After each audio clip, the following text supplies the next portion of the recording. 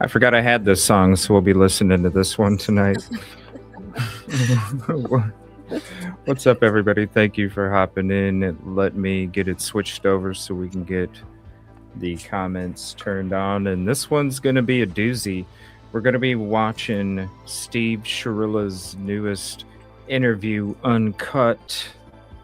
Uncut from the Chris.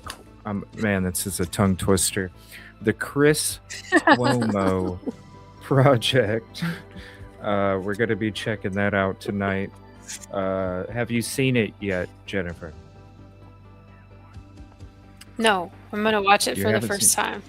All right, me too. The But the Chris Cuomo. yeah, but like I said, when it dropped, I instantly saw it, and I was last night, and I was like, "Holy crap!"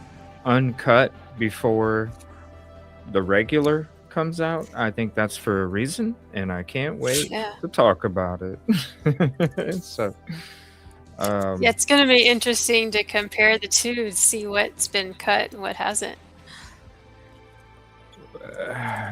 yeah, I mean that. You know what? That would be very interesting. Break down the uncut first, and then go to see what they cut out and see what was, why was it cut out, and then we can discuss that. That's a Yeah. good idea. Yeah, that's double fisted. That's a good idea. Um, Let me say what's up. What's up, Caddy? Thank you for hopping in. Jennifer G as well. Yes, subscribe if you're not. And we're going to be tomorrow's show. This one is a major trigger warning. We're going to be going through all the Idaho 4 autopsy documents, breaking those down, and we're going to have myself, Jennifer, and Rosie, all three of us, discussing those autopsy documents. They're finally out. It's been about a week and a half or so, and we're gonna finally break them down. Major trigger warning. Have to say it. Have to say it. Thank you, Kid Kitty number 9. Number 4 from Caddy. Yeah, that's gonna be interesting. I've only seen 3 minutes of this interview watching. I mean, like I said, when I seen Uncut, I was like, Chris Cuomo, you got yourself a customer, sir. I can't wait to check this out. But in all realness, it is sad because these people are just gaslighting like a mother. Gaslighting like a mother. Um, we kind of talked about it earlier too. Like, why is he doing all these interviews? And it's kind of like when I was bringing it up. If you guys heard me in a previous show, it's like she's the matriarch. She's the maestro. She's the signal caller, the one who determines who does what when it comes to that household. And so to me, it's almost like she's just pushing her husband out on a plank. Like, hey, it's not my fault if you fall into the sharks, you know. But I Well, as really long feel as like she's not guilty. I mean, we saw that clip earlier. What? Now that you've had some time to digest it, what did you think about the clip of the mom slipping up that she got a call after the accident? I mean, to me, like, she done slipped up so many times, and that's another thing we haven't done yet is we haven't broke down the sentencing hearing, and that's where you hear the mom slip up so many freaking times, man, so many times, and that was one of them. She slipped up 2 times. That's an awfully big slip up in court. Yeah. And I feel there's a lot more to the story of Mackenzie and her mom. Oh, I think yeah. if it wasn't obvious before, it's obvious now that they're gonna manipulate and use the system for everything it's worth, and don't care who burns down. They're real life So pieces of interesting shit. to watch. That's what they are. They are Yeah. pieces of shit. That's what they are. And I wouldn't be surprised, like Mackenzie calls her after the accident happens. Mom, nobody's answering me. Scared, scared because it did, she made it. She's scared because she wasn't supposed to.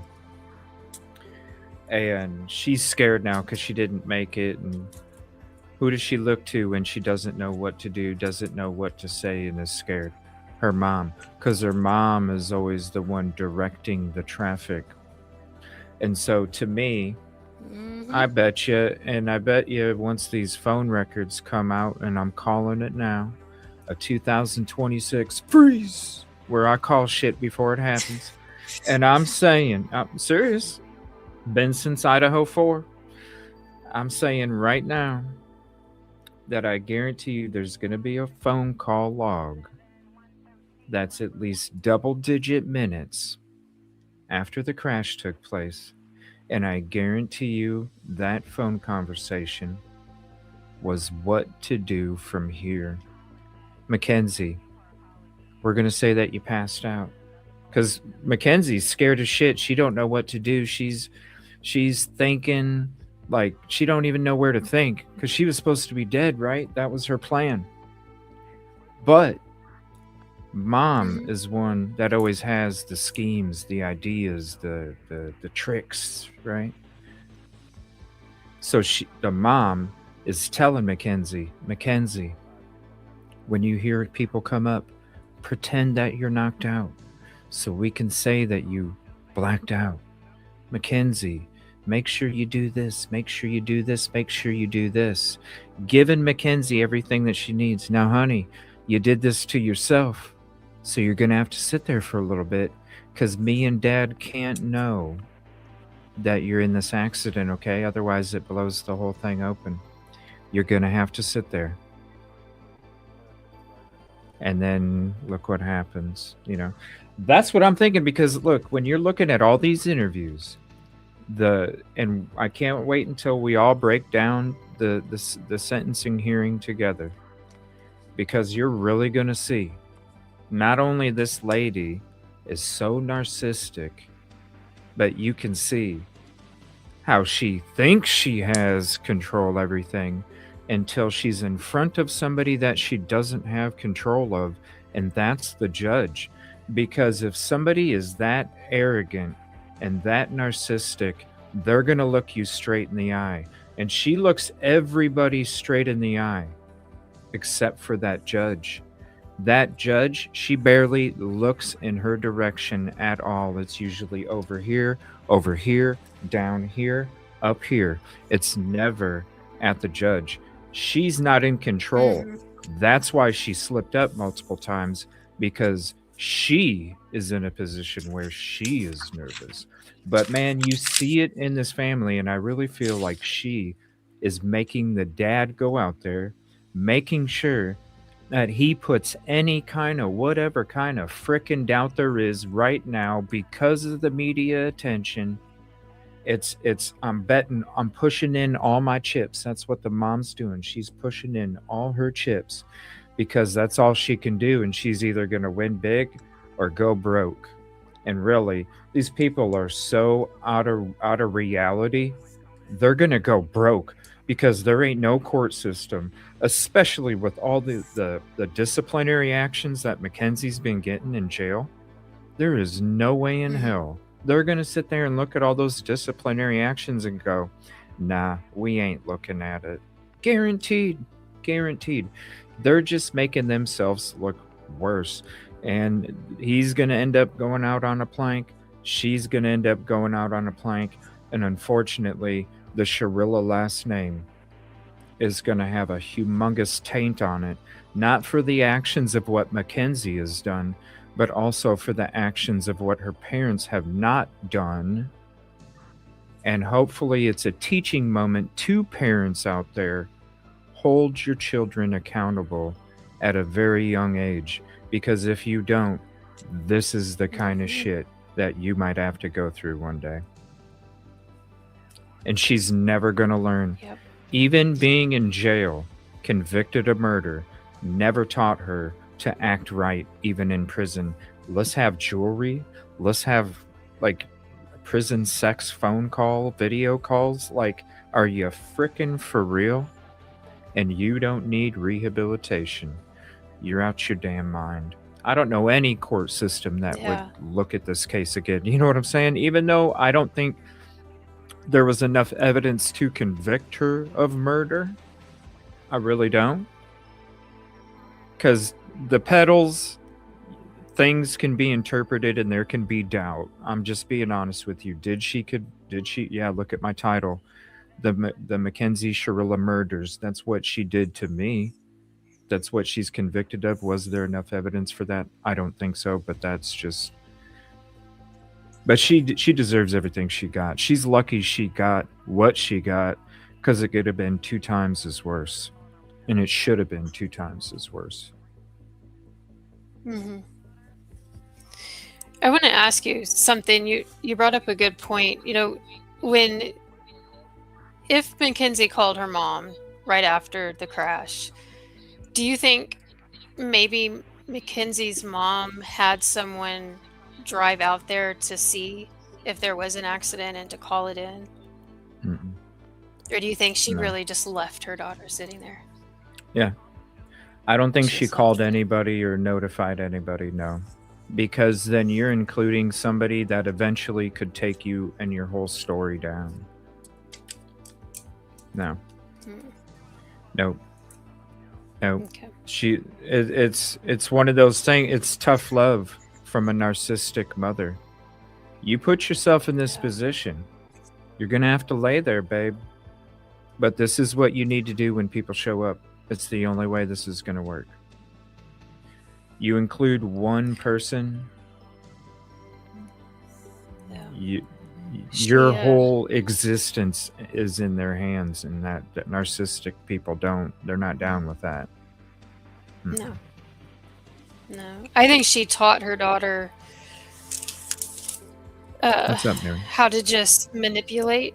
She doesn't have a conscience. She doesn't have any emotion towards any other person. I mean, it's just a surface. On the surface, she sees you, but she doesn't actually see you as a human being. And that, I believe, is taught.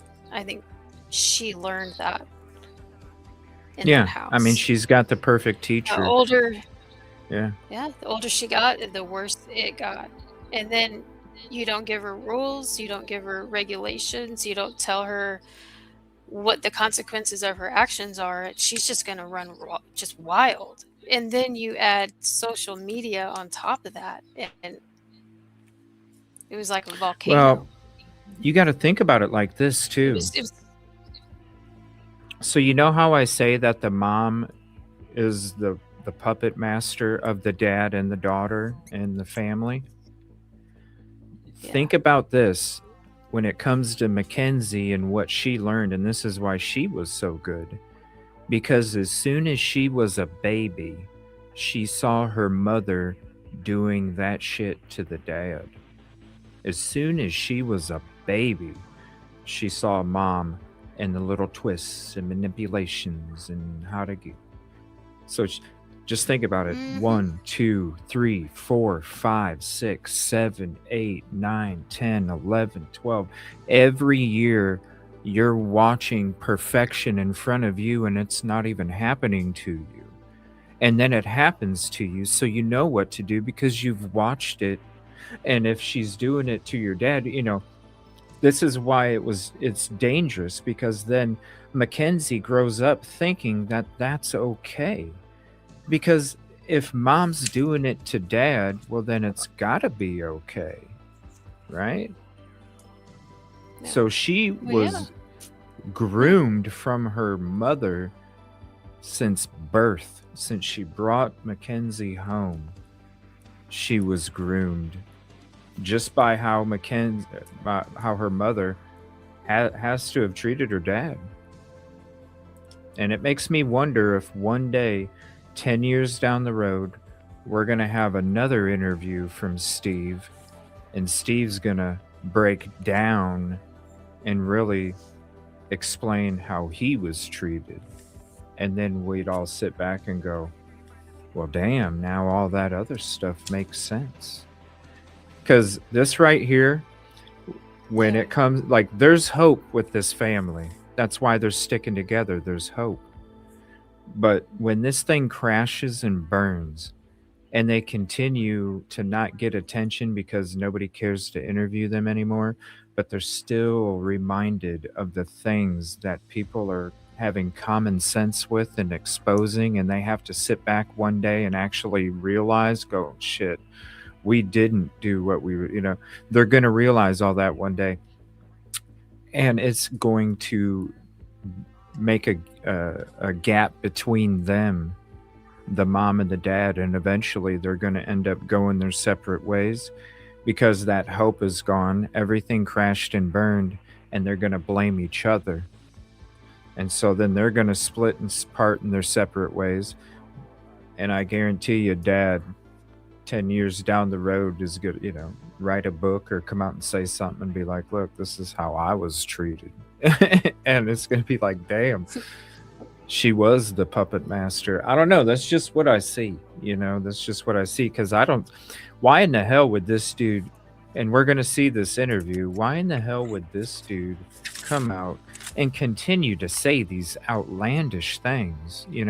I can't imagine Davion's parents and family when they hear him talk about, about Davion when it comes to his daughter. Like, I'm sure, I'm surprised there hasn't been some kind of altercation, really. That is so disrespectful how they talk about him. Mm-hmm. And how they minimize his value. Oh, yeah. It's just like, how can the people exist like this? Like, man, it's disgusting. So, I don't see why anybody else would. I don't know how in the hell anybody could think that any of this is smart. I'm surprised they do not have a friend. I'm surprised they don't have a friend that is like, look, Steve, bro, just take a couple weeks, man. Just chill back, collect your thoughts. Like, you don't have to keep doing interviews and stuff. I don't get it. How do they not have people that are in their circle that are not unaware, unless they've shut everybody out because they're not thinking along the same lines as them? I don't know. I don't understand it. She should have been tried No, as. and this No, that's. You're 17, as an almost adult, though. graduating. No. Yeah, she Yeah, was you're old enough 17, to almost know better. graduating. She obviously wasn't impaired. Yeah. I agree Yeah, with them kicking her out of the foot juvenile pedals courts. alone. Yeah, the foot I think that pedals was the right alone. call. The foot pedals alone. That is so much freaking intent. I mean, there's so much intent with that. Because if you were scared, you would have tried at least to bump your foot somewhere on that damn brake, and the fact that it had zero. I mean, Yeah, you think hey, you would have a moment of, oh crap, what am I about to do? And you'd take your foot off the pedal for a minute. I mean, you would think that's a natural response.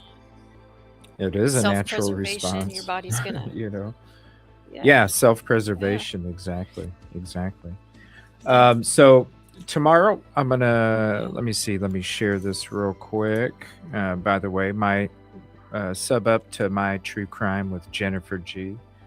Also tomorrow we're going to be doing the show on Idaho 4. Major trigger warning. It's the complete autopsy results breakdown. Here's the link for that notification. If you want to go click on it, you can go click on it real quick. And then we're going to get into this interview on Chris Cuomo. I'm going to be putting it at 1.25 speed because I would like to try and have a little bit of time at the end of the show, if we're able to take one live call and to hear what you guys have to say about this interview that we're going to be watching tonight. because you're definitely going to hear what we have to say. I can guarantee that. So, uh, without any more delay, and thank you all for being here. Appreciate you. We're going to go ahead and fire this up. So, I'm going to go ahead and share the channel. This is the Chris, oh man, the Chris Cuomo project. As I'm gonna mess it up. Watch. One more I'm time. gonna mess it up. No, can't do it. Chris Cuomo project. There we go. What's up, Miriam? Thank you for hopping in, and let me put that up there so we can highlight that as well. Yes, this is Jennifer G, My True Crime with Jennifer G. And then we have that showing as we get through it. All right, here we go. I've been waiting to check this out since it dropped yesterday. And I'm so excited. Thank you all for being here. And yeah, here we go. Oh, my Lord. Oh, make sure you hit the like, subscribe if you're not. I have to hit the like on this video. And share this out to your socials and friends. Help us get in that algorithm again. It's the free way to help us. Appreciate you. Whoa, that's a lot of rock music, man. I'm doing it a little different today. There are a lot of unanswered questions for me when it comes to the Shirilla case with why it happened. Right. And why her defense ignored what it did and put forward what it did. It doesn't make sense to me. Choices that were made, choices that weren't made. And I don't believe we know, and I don't even accept the explanation that, well, maybe we'll never know. Man, I just have to pause it there real quick. That sucks. There we go. That is, man, that's horrific. That is horrific just seeing that vehicle. You know, I shared the photos of the scene of the accident, unredacted, with the fluids inside the vehicle, and man, it just didn't look good. And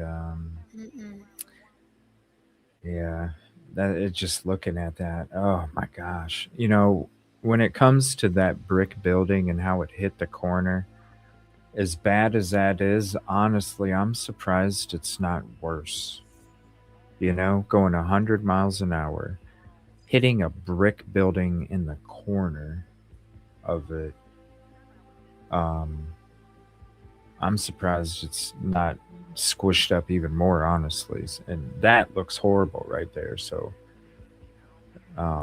wow. Yep. She's That's lucky. crazy. Very, very, very. Maybe we'll never know. I don't buy it. But I'll tell you what benefits all of it. A conversation with Mackenzie's parents. What's up, Rita? Steve Shirilla decided, despite all of his misgivings about the media, which you'll hear about, and how he feels about the documentary crew that made the crash that you'll hear about, I'll tell you now, and I'll say it during the interview. I invited him on, and his wife, and Mackenzie. I'm happy to talk to any of them, because who knows the context better than any of them, especially Mackenzie. Steve said yes. The wife didn't want to be on camera, but she's here during the interview, and you'll hear her. And you'll make of it what you will. But that's why it's uncut, Jennifer. She's That's in why the it's background uncut. telling him. That's why it's what to uncut. say. Yep. That's why it's uncut. Oh, we already figured it out. Dun dun dun. Steve Shirilla has a case to make, and you're going to hear it right now. He said, think more rock music. He said, think about it what you will. Oh, here we go. Oh man, we thought it was just a roller coaster ride with Steve. It's a roller coaster ride with both of them. Steve Shirilla, thank you for taking the opportunity. You took a big sigh when we first said hello. Where are you right now in terms of your head and your heart? You know, I'm disappointed. I'm frustrated. I'm unable to help my daughter personally, and I should have been yelling and screaming what we're going to talk about right from the start. And it was one of the mistakes I made during her thing, is that I should have been shouting and saying what I know and what I feel is the truth. And I was advised by her lawyer not to say anything, keep quiet, and it was a mistake. So, well, all I can do is give you the opportunity and go through what we know and the question. So let's give people a little bit of context. Life before the crash was what for you, Steve? Happy. I had my daughter. We were a family, a normal family. You know, nothing. I went to work. I came home. I talked to my daughter. I helped my daughters. I pretty much, you know, a normal family in America. I mean, that's the best way I can put it. You know, I mean, being that I've been vilified that I'm some horrible parent, that's not necessarily true, and it's unfortunate. So, what were you doing? What was your occupation? I was an art teacher at a Catholic school. And the documentary, just to skip a little bit, after the documentary, is it true that the school put you on leave? Yeah, they got a bunch of calls from some watchdog website or something, and the school's known about my daughter and how I feel.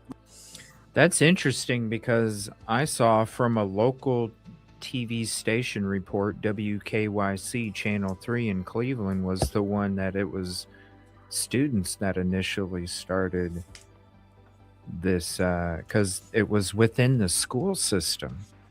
It didn't come from outside. That was from WKYC Channel 3. Do you think the students contacted? Yeah, that's what the WKYC Channel 3 reported.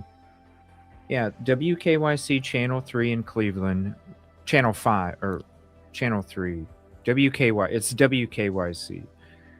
They reported that a few students reached out to the school authority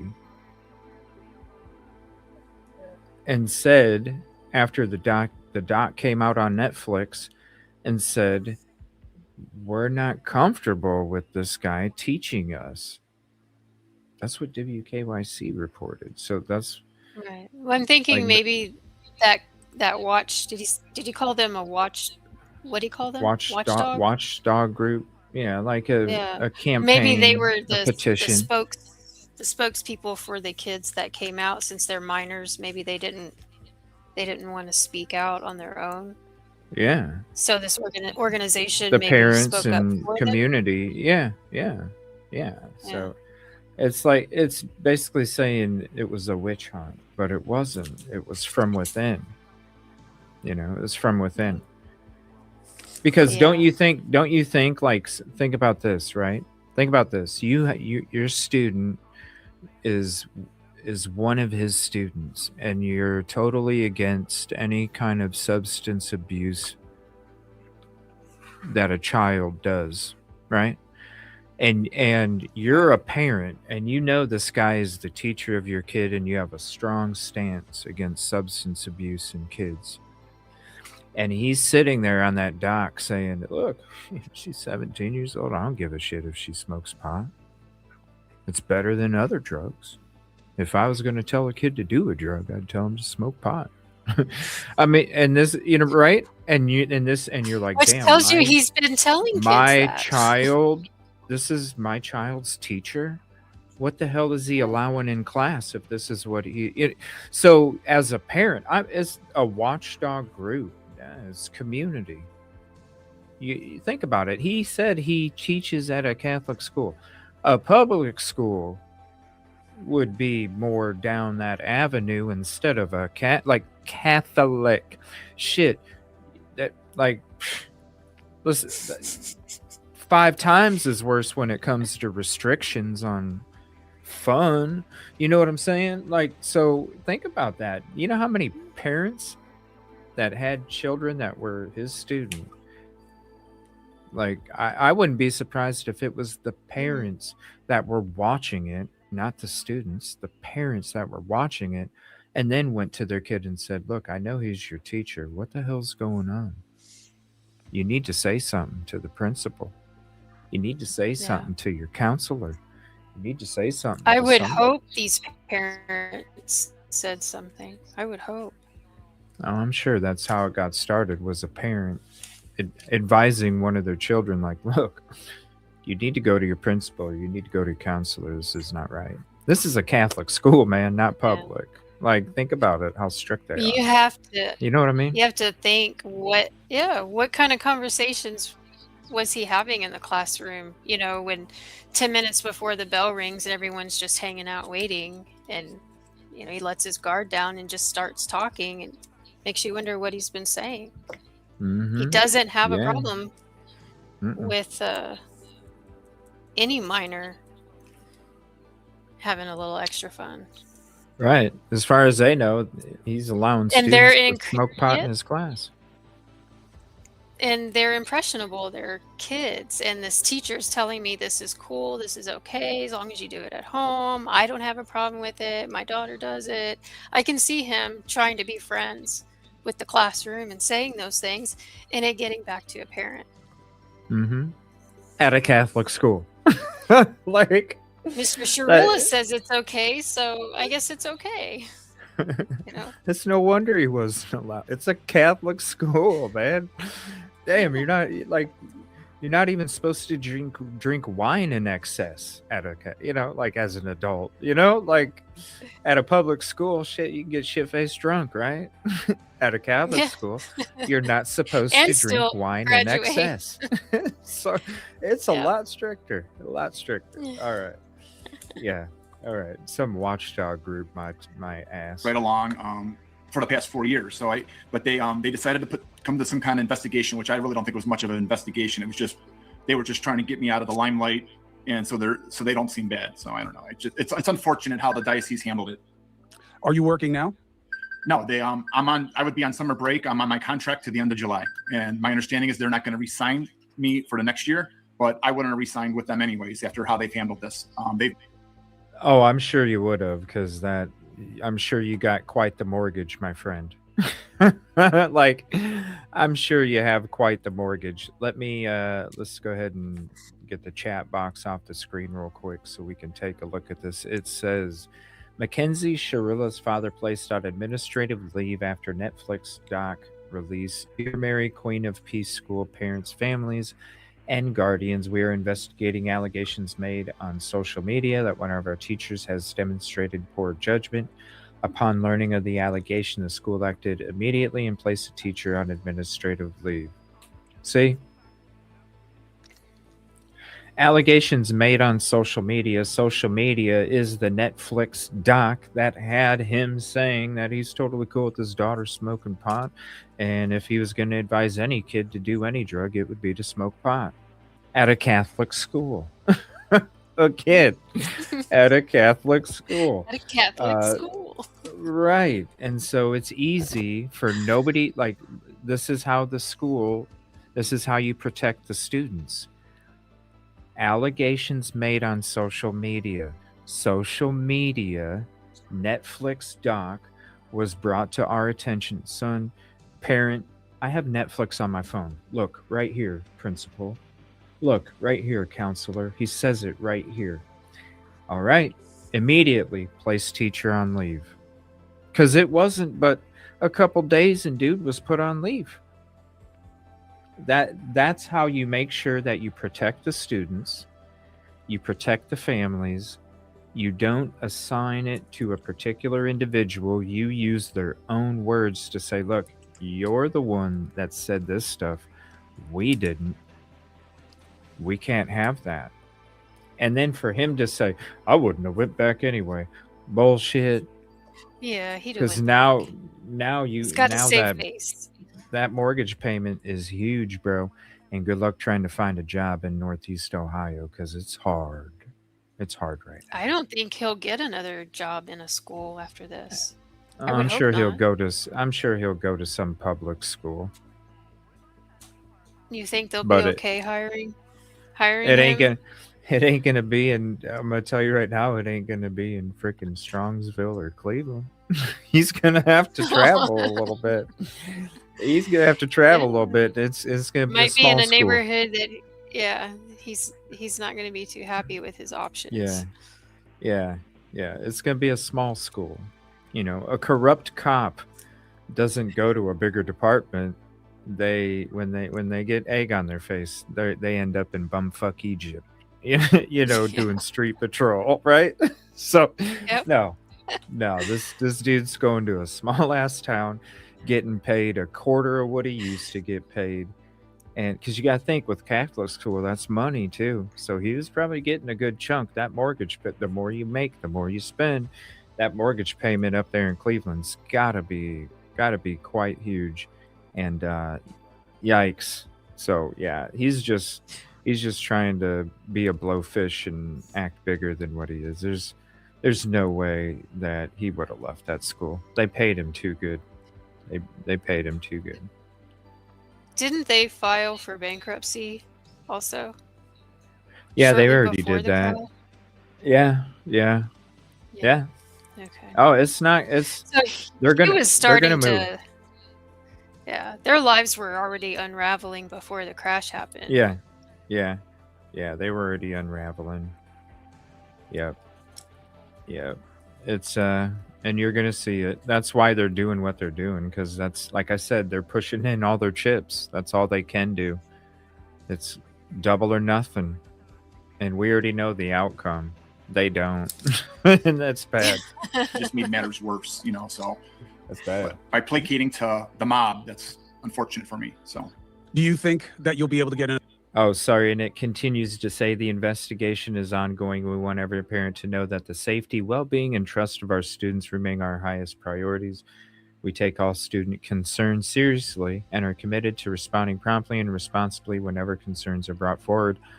Hello. Look, I said WKYC reported that students. Hello. And he's saying something else. I'm like, no, bro. That's the realest reporting of all media. I'm going to tell you what the hell happened, not what some people want to spin. Because you know how many people are going to spin that it was some watchdog group. Watch. That's what a lot of people are going to be talking about. Oh, it's a watchdog group. No, dude. Students. Watch local news. They tell the truth. another job easily? I don't know. We are limited in what we can share during an active personal investigation. Please know that we are reviewing this matter and will provide additional communication as appropriate. We appreciate your continued support of Mary Queen of Peace School community. Mary Queen of Peace School. I haven't tried. I got the summer. We'll see. I might not ever teach again. I'm a good teacher. I'm a Yeah, you passionate probably teacher. won't. To be canceled by the mob is just sad and disappointing. So he's considering the students the mob. No, bro. There's no accountability, period. He's such a victim right now in this moment. The mob took him out, Jennifer. It was a Mob took mafia him out. hit. Yeah. Like, No, it's always someone else's fault. yeah, it always is. No accountability. I can't wait to hear Mama come in. How often do you get to speak to your daughter? Quite a bit. Quite a bit. We see her twice a month, and we talk to her quite a bit. How would you describe her disposition and how she's doing? She's in jail. She's in jail, so she's struggling with that overall. But she's in jail. Every day is the same day for her. So I don't know. She's surviving. How do you think she's handling herself in this situation and the media? I think she's handled herself well in the media and stuff. I don't look. She's in jail. I don't know what everybody expects her to be. I don't know what you would expect her to be. She's doing the best she can. Yeah. You know what Straight Arrow News is? I'll tell you. All right. I don't care to know. All right. We're going to skip ahead. Depends on the person, depends on the age and stage and what their ambition. Damn, I need something like that. Before we switch back to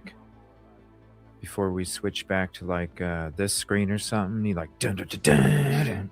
Yeah, some kind of shit. I'm gonna have to come up with something now. Oh, yeah. Are and what their perspective is on what their future is. Do you think your daughter sees a life after this? Does she think she's going to get out? I believe she sees a future. She's about to take classes, start taking some schooling. It's jail. I'm not in there, so I don't really know how it all really works and how it is for her every day. I can only guess, but overall, I think she's doing the best she can. That's the best way to put it. Has she had any trouble inside? Define trouble. You know, does she? Fights? No. Define trouble. Divine trouble. Really? I can't with this. Define trouble. Define a bank robbery. Like what? Oh my god. Drama, No. you know, There's being probably just drama. solitary. Just drama. No. She, I mean, altering her clothes kind of stuff, or you know, just being out of place. You know, they have to be in a certain. Oh, she just said something. Hold on a minute. Yeah, is that what I heard? Yeah. Hold on a minute. 7:42. Altering her clothes kind of stuff, or you know, just being out of. What'd she say? Something. I can't tell what she says. Hold on. I think he repeats what she says. Altering her clothes kind of stuff, or you know, just being out of place. You know, they have to be in a certain area at certain times. Sometimes she's out of place. Again, I'm not in there, so I can't say for. She's not violent. There's no fighting. It's not like that at Marysville. What do you want us to know about the allegations made by the ex-inmate who says she was your daughter's lover and that your daughter has girlfriends? What do you make of that? I don't know anything about that. I'm not feeding that. It's not what I want to be here to talk about. She said, "Don't feed into it." Damn, she is. See, do you see what I'm saying in the beginning of the show? You see what I'm saying? It's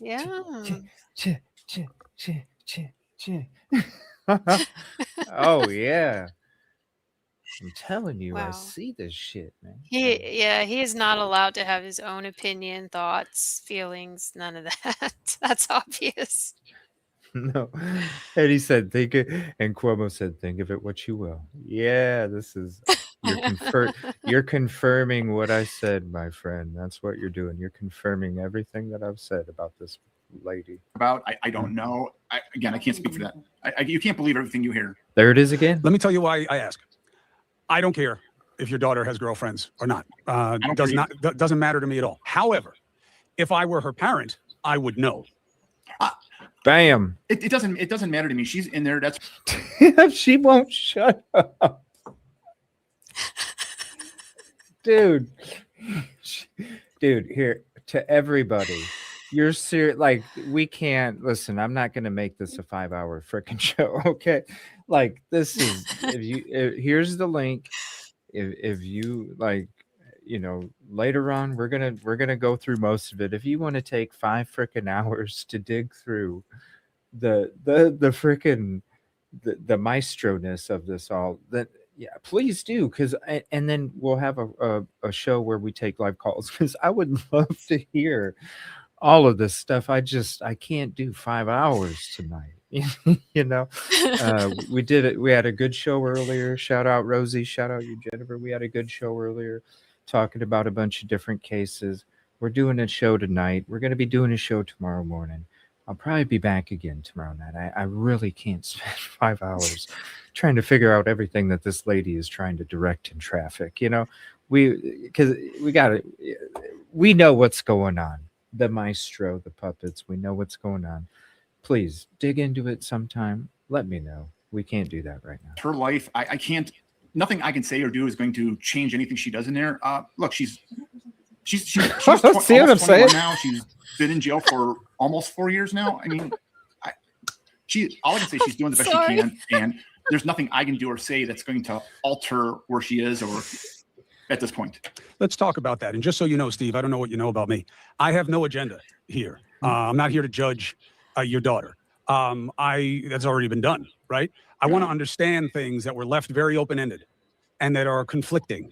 Okay. However, I will give you the opportunity to deal with judgment. The reason I asked the question about what you know and what you don't is, as a father, and we have kids the same age, aren't you supposed to think that what you say will matter to your daughter and that you should? You know what? This has got to be pissing the mom off because he keeps saying, as a father, as a father, mama's got to be steaming. She's got to be steaming. I can imagine the look that he has got to feel so uncomfortable because she's standing up behind that laptop, just glaring at him. You know that she's just glaring at him. Oh, she's glaring at him, and he's trying to make it seem like she's not. Oh my God, I can imagine how uncomfortable He that looks is. like he's under so much distress right now. You know what I would tell that person? You married her, bro. You married her. Yeah. No, and you Yes. should have some kind of hand in her You major married decisions. her. Yes, of course, but she ultimately makes that decision. I mean, I can just be there to advise and be there for her, and if she's got questions and help her. I can't. I can lead the horse to water, but I can't make it drink. You know, so I was up until 17. I raised a strong, fierce, loyal kid, who didn't like bullies, who stuck up for her friends. I mean, I thought I was doing a great job. She's got a big heart, and I know as soon as I say that and this goes out there, the trolls in this world are going to crucify me like they've been, which is part of the reason why I wasn't sure about coming on your show. Speaking of, Bubba right there just did an interview a couple days ago. We'll be checking that out in a future episode, breaking that interview down. I'm very interested to hear that one. And I would love to have the chance to have that lady speak a little more too, when it comes to everything that went down. And really, I would like to hear why Mackenzie isn't guilty. You know what I'm saying? We have to explore Yeah. all theories, thoughts, and opinions, and I think her story would be the one that would be most need to be told, because she was the one that was around Mackenzie every single day. And so I think, and we saw how supportive she was of Mackenzie and how Mackenzie didn't do anything. And we've heard the stories from all these other people, and nothing, it's all wishy-washy. But with her, that story, if anybody's gonna say how she's not guilty, it would have to be from her Hmm. more than anybody else. You know what I'm saying? Yeah. It would have to be from her, and she hasn't said much. So, yeah. But he recently had an interview, so we'll have to check that out in a future episode. Maybe one of the night shows this week, during the weeknight. We'll check out that interview. Bubba. Yeah, I'm curious to hear what he has to say because he claims to be a best friend, and according to everyone else, he wasn't. Well, that's her boyfriend. That's yeah. But I Yeah, thought that so they were that's claiming why. they were best friends. Well, that's why he's considering her, because his girlfriend was her best friend. He was just around her, and he's just trying to make himself seem more important. I mean, you got to think about it, like these people they enjoy the fame because that's the kind of world that exists, is this TikTok fame, and they were all part of TikTok and all that other stuff. And so it's with them, you try and make yourself seem more important than what you were in that role of that particular relationship with that particular individual and such and such. But really, to be honest with you, not that he was a best friend, but he had front row access to his girlfriend and Mackenzie. So Hmm. if anybody's story, I think, his would be number three, because he was the one that was around. Not as much as she was, but he was damn near close to that. So his story, I'm interested to hear what he has to Oh say. I yeah. haven't heard Yeah. anything yet, so maybe one of the weeknight shows, I'll sit back and listen to it and check it out and see what he has to say, because really he was around a lot of it. So I don't know if they're still together or not, Oh, good but question. that would be interesting to know if they are or not, because that also could make a difference in what the story is, or what is being discussed on that interview. So yeah, we'll definitely check that out. Coming on this podcast, she's got a big heart, and as her father, there is no way that my daughter crashed that car on purpose to hurt Dominic or Davion. It is an absolute story narrated by the prosecution. It's not true. It never has, and there's no evidence, zero evidence to support any of that. There is evidence that we can discuss if you want. It's interesting. You leave your daughter out of that equation.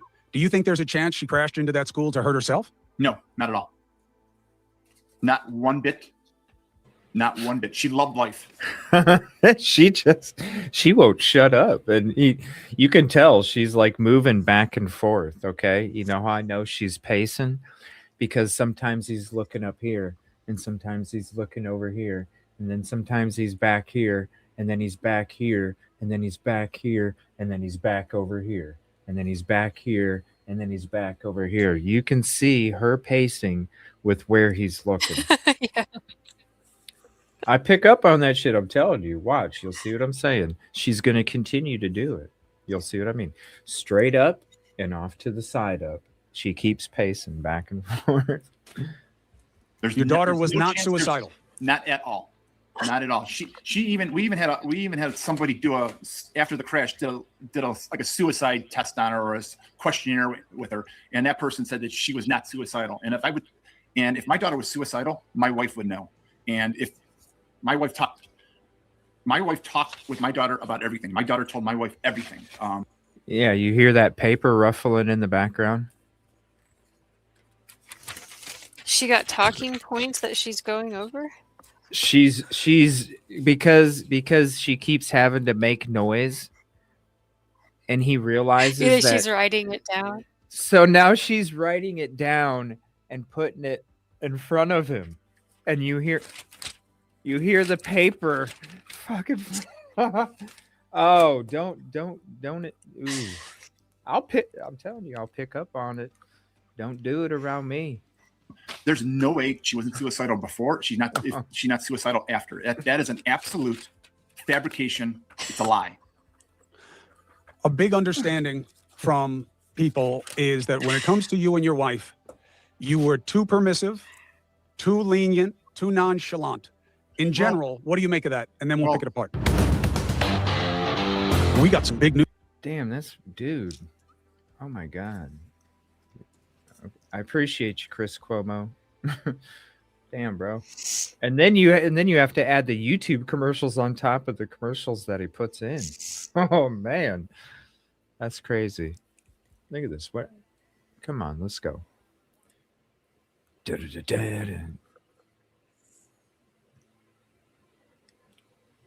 Okay, I thought it was. Are we done here?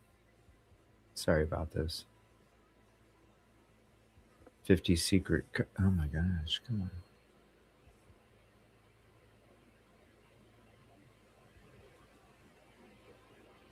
on. Okay, crime time.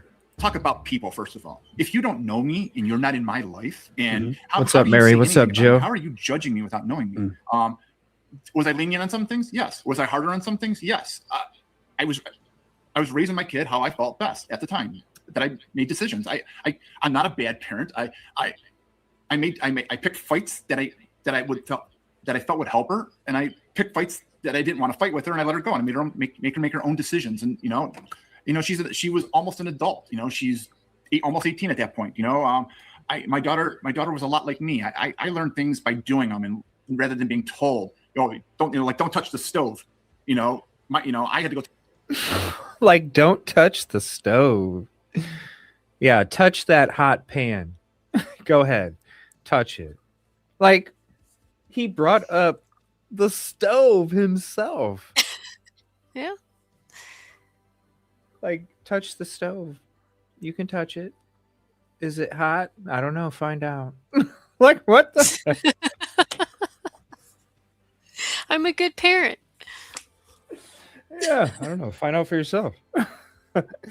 My God, this is wild. Touch the stove to figure out that it was hot, not that I was told that it was hot. It's that kind of an analogy, I guess. He said it. He said it. Anyone that knows us knows that we weren't doing all that. We were. I don't know. It's laughable that the people think what they think about us, and if you're not, and I look at it this way: if you're not in my boat, then it really doesn't matter what you think as the people. I mean, anyone that doesn't know me should keep their mouth shut. Personally, you seem very bothered by it, though, Steve. I'm a fighter by nature, and This is a good interview from Chris if Cuomo. no one would be happy about this. It does bother me that this is overshadowing what really is going on with my daughter and what went on during the trial and the bind over trial and the lack of evidence. That's my problem with this. What's happening with me is just smoke and mirrors. What the stuff against my wife is smoke and mirrors. It's nonsense that has nothing to do with how the Cuyahoga County Prosecution's Office failed to prove that my daughter did this with purpose, prior calculation or intent. That's it, you know. And then, If that's the case, then why did the appeals get denied? Like, they looked at it and said, no thanks. Like, come on, man. Oh my God, this guy's crazy. Shout out to Chris seems Cuomo. to be completely oblivious. He's keeping a straight face. Denial. It's harder for me to do. Denial. The only way that the hope is going to cease to exist if it even gets to the Supreme Court, not the Ohio Supreme Court, but the Supreme Court. There's just, you have to file it in a certain process in order to get to the Supreme Court. Otherwise, they won't even look at it, if they even look at it. And like, that's just, it's going to take them being told, no, this is not good. And they'll still, say that the wrong thing happened. But after the attention, the spotlight goes away, and they're just left with their own thoughts.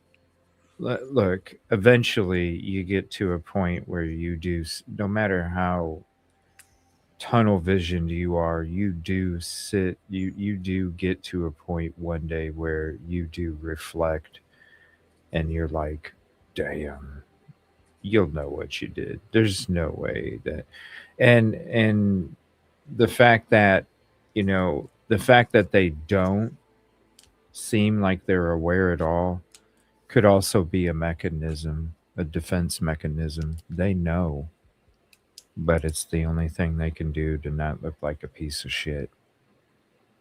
They're defending their name. They're defending their, nobody knew they were a piece of shit until this thing happened, and now their piece of shitness is all over the place. And so they're trying to not look like such a piece of shit, even though they're a piece of shit.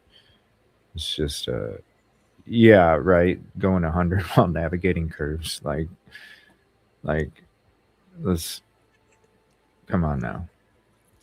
But this is the same guy that said, look, if Dom wasn't in the car, she wouldn't even be in jail. Like, that alone, that alone is Yeah, just, he should have been done talking out loud after that statement. Yep. He's gonna fall off the plank. Trust me, it's gonna happen soon. It's already, because Chris, he is doing a great job with this interview. He's being stern, he's asking the right questions, he's including himself as a father. He's really like a hell of a job. I think this is honestly, and we're only 15 minutes in, I honestly think this is the best interview with Steve Shirilla, and we ain't even finished the whole thing yet. It's just his demeanor, his questions already, how he's standing firm, how he's not letting him get away with the bullshit, and really making him say and speak his own words for himself, So I think Chris Cuomo is doing a hell of a job with this. So great job to him as well. Yeah, good stuff here. Well, not to jump around too much, but I will argue to you that part of the reason that the prosecution was able to make that case is because of choices by your daughter's team with what they didn't make the case. Right. They left the THC in her system out of the equation. Absolutely. And certainly the prosecution didn't want to argue diminished capacity because they want the hard crime. They want the intent, and they had the data. Your counsel ostensibly picked a bench trial. Yeah, well, no. We'll talk about. That's not true. What happened was, me and my wife were not allowed to be in there with her when she made that choice. I told my daughter to do a jury trial. When he asked her, she said jury trial, and he strong-armed her and told her, "You're going against my best judgment." Blah blah Why? blah. And Why? He felt the judge wouldn't be biased. He thought the judge who had been sitting on that bench for as many years as she had would be fair, and that's not what went on. Why was he afraid of the jury? He wasn't afraid of the jury. He thought the judge would be a better gauge in this for whatever reason. Were you aware, because, after she makes the decision, you can also change the decision before the proceeding begins, that very, very, very few people in your daughter's situation choose a bench trial. And even though statistically judges convict less often, it's because the cases that they do are usually hyper-technical. And my understanding of the pleadings, and the lawyer has been very quiet about their deliberation process, was they thought they could win on the data. So the judge would be a better arbiter of that. And that, to me, was a gross error. My understanding, because I wasn't in the court the whole time, the lawyer kept me out of the courtroom. He was going to use me as a witness. I would hope that he looked at the evidence and saw that there was none that pointed to her being a murder or being felonious assault. He didn't see any evidence, and I'm hoping that's what he saw. But hindsight's 2020 now. He didn't do anything for her. In fact, at the end of this trial, he told me to throw him under the bus. The new counsel in their pleadings, at least, are arguing ineffective counsel. Yeah, which is common. But I think that there is a basis here that could be argued. Yes, he didn't put any of her medical records in. He didn't put any of the text messages that would have refuted some of the prosecution's evidence. He didn't do. That was one of my biggest issues with the defense too, is if you're gonna argue the whole POTS theory, why wasn't there any medical experts, records, any of that stuff put in there? So I think that's why Chris Cuomo said he could see an argument for ineffective counsel, because I certainly could. You know what I'm saying? Yeah. Like, why wasn't? Well, it makes you wonder. It makes you wonder if that POTS diagnosis is a real diagnosis, or maybe it was something the doctor considered being a problem. Then maybe that's why it wouldn't hold up in court. Or at least ineffective, where they a retrial or something. And I wonder if that's what's going to actually happen, honestly.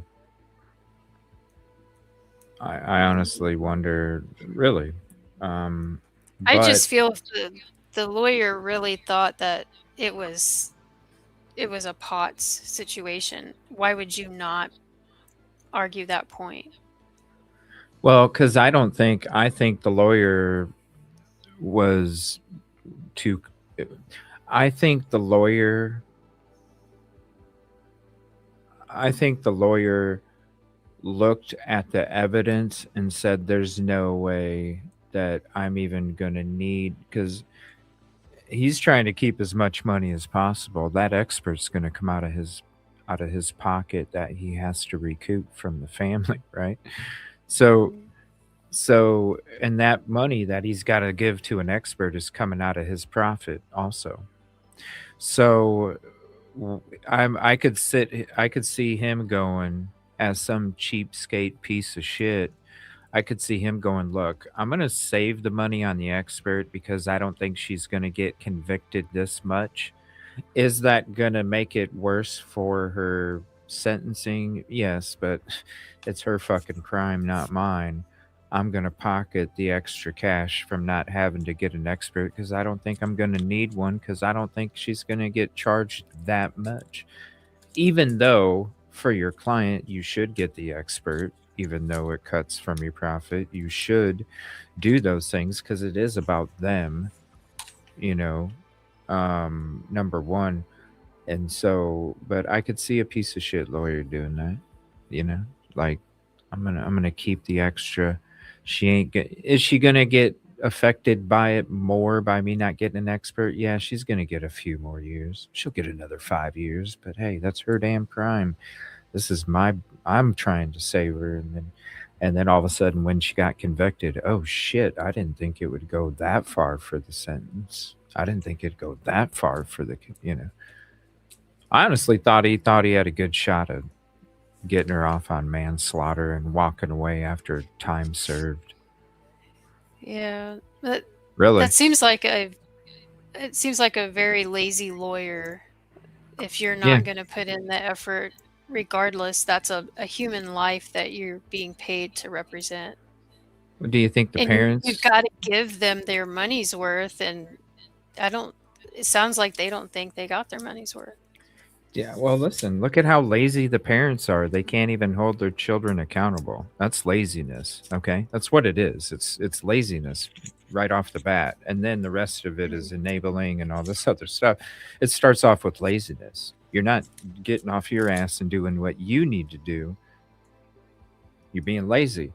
So the lazy lawyer comes from the lazy search for a real lawyer. That's why they got a lazy lawyer, because they were lazy looking for the lawyer. You know what I mean? They were lazy about it. So they just, I mean, no, I'm not going to say I'm not going to say that, because they don't deserve that, even if they were lazy about it. But that's, to me, that's why they got what they paid for, you know? Like sometimes you got to spend the extra on the quality item because you try and save on a, slightly lesser item, but damn, there's nothing to it. I should have just spent the money on the real shit instead. It happens to us, like I'm sure there's something that somebody's bought that after they tried to save a little money and went, shit, I should have just spent the extra money and got the real freaking thing. And like, damn, well, you live and you learn. That's what they did, unfortunately, is with the lawyer. That sucks.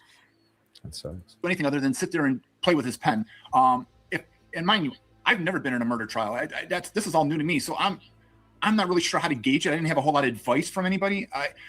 But he did nothing, absolutely nothing. The only time he did something was in the Bindover trial when he was questioning the detective, and he had the detective reeling because the detective had to take a break because he was all exacerbated over it. He asked the detective at one point, "What do you think happened?" The detective's comment was, "I don't know." And I don't know why our lawyer or her lawyer didn't turn to that judge and say, "Motion to dismiss," because how does the guy who's finding all this evidence, all this hard evidence, not know what happened? Okay. Did it surprise you that the Bindover trial, as you're referring to it, for the people listening and watching, is the legal proceeding where you decide which court it's going to be in, juvenile or adult?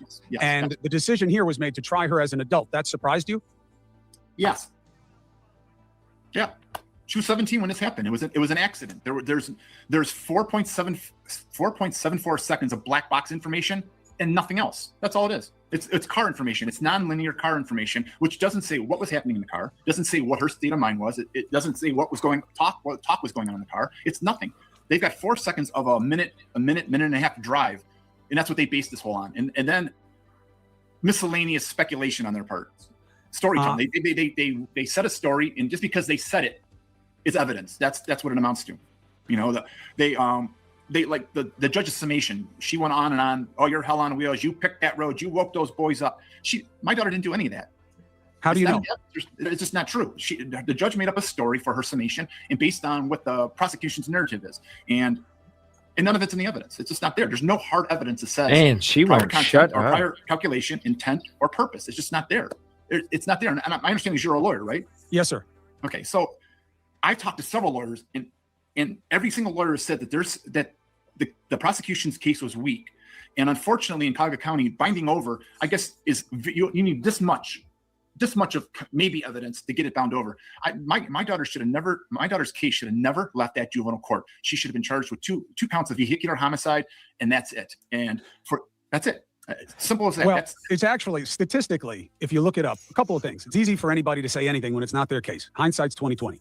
Yep. A bind-over trial, most juveniles get tried as juveniles. It is the exception that they get bound over into adult court because there's a presumption that kids can be rehabilitated in a way that adults cannot. They did not find that with your daughter. What does that mean to you? They should have. Why they should have? There was no evidence to support the charges. There's none. There was none. The prosecution came up with that she's a dangerous society and blah blah blah, and there was no proof of that. They said that she had no remorse. They never spoke to her. I mean, so one quick thing, and then we'll keep going about what the evidence was and why. Look, if they had brought in that she was intoxicated with it, I don't know how he can even focus with her constantly every 3 to 5 seconds saying something. that would I would be thrown off track. No, you can Like, almost feel it. look at Yeah. his anxiety. It's giving him anxiety. Hmm. He's starting to spaz out. I mean, geez, He's let him giving me fucking talk. anxiety. Let him talk like he's on a national platform, you know? Jeez. If you wanted to be on the fucking interview, sit down and do it together. I don't think Chris Cuomo, unless he's got a thing where he was supposed to interview him separate, that could be. But I mean, shit, if it was like, hey, can I interview you both? I'm sure he would have wanted to interview them both if she really wanted to be in the damn interview. Damn. Yeah. That guy, man. But hey, if you accept it, that's what you accept. THC. If they had gone to a jury trial, if she had testified, this may have been a very different situation. However, those decisions weren't made. But just so people know, is that your wife that I'm hearing who's with you there? Yeah. Yes. Now, look, that's totally fine. Tell her I said hello. She is welcome She to can hear you. join. She's welcome to join. I didn't want to box her out, just so you know. See, there we go. I guess I should have just let him get talking. There you go. Like, shout out, Chris. Call her out, bro. Like, look, I mean, I would have had you both on if you wanted to be on. I'm welcome. She's, if she wants to my talk, producer. Sorry, I don't mean to smile or make light of this. She's my producer. She, you know. No, I get it. Chris, producer. What? She's my producer. Well, You need a producer. I wonder whose idea was that. What the fuck? Oh my god! Are I you think Chris serious? Cuomo is really having a hard time with her in the background. My I think he's finally had producer. enough of it. She's my producer. This is wild. She's my producer. That's why she keeps talking and telling me what to say. Does she think that they're In the other words. Kardashians or something? She's my producer. What the fuck, man? This is so wild. He's trying to tell us You know- these are not my words, guys. Or this is not your leader. Like, geez, man, are these people Cry fucking for help. aliens? There's been a lot of alien talk lately, and UFOs being uncovered and declassified documents and stuff. Are these people from another fucking realm? Like, what the hell, man? What the fuck are we watching? She doesn't want me to say something that. Okay. She is free to say whatever she wants, however she wants, and if she wants to join, that's fine by me. I'm just putting it out there, Steve, just to explain who we're hearing. Look. Oh, another commercial, bro. Oh my lord, come on, bro. Wow. I know. Now, let's go back to you as a parent, because we're not in a rush here. So, Okay. The allegation was, okay, you did it your way. 17-year-old living outside the house with a 20-year-old, unusual. 17-year-old gets in trouble at school, known as a bully. You don't seem to care. Those are the suggestions about her. They sicken you. Why? Because it's not true. She wasn't a bully. She wasn't a bully. She stuck up for herself. She stuck up for her friends. Period. That's it. She wasn't a bully. That is just lies, and it's a lie. I can't even. It's frustrating to hear it because I can't prove it, and you can't ask her because she's sitting in jail. Well, look, she's welcome to come on whenever she wants. But it's just not true. It's half of a story or part of a story, or it's just not. It's not completely true. Were you aware of what was said in the documentary from the school experiences of how she was described by some people, and where do you think that came from? I can't explain it. Look, was she an angel? No. Did she have a problem with authority sometimes? I believe when she felt she was being unjustly treated, she stuck up for herself. That's the simple fact. And the documentary, anyways, they weren't necessarily honest with us and what they were going to use and how they were going to portray us in that documentary. Some of my comments, which all my comments were true. Anything I said, I meant. But they were part of a longer dialogue. They were part more of a, it wasn't just, I just didn't spew that statement. I understand. There was a reason that statement came out. Okay? Well, this is unedited. It will air in full just as it is, which is why I wanted to explain your wife's voice, just so people know. The documentary, something that I keep hearing, and I'll be honest, it didn't register with me when I saw the documentary. As you can see by what I'm wearing, I don't think that much about clothing. But you wore a T-shirt that said "Boom" in a documentary about a car crash. No, well, I wore a shirt that represents. Oh, damn! I never even thought about it like that until he just said something. You wore, and we all know what the T-shirt is. It's no wonder the dude is trying to support that family, because the dude's always been about clickbait, stealing other people's shit, and he can't even come up with his own shit. And so this is what you get. We've known that for a long time.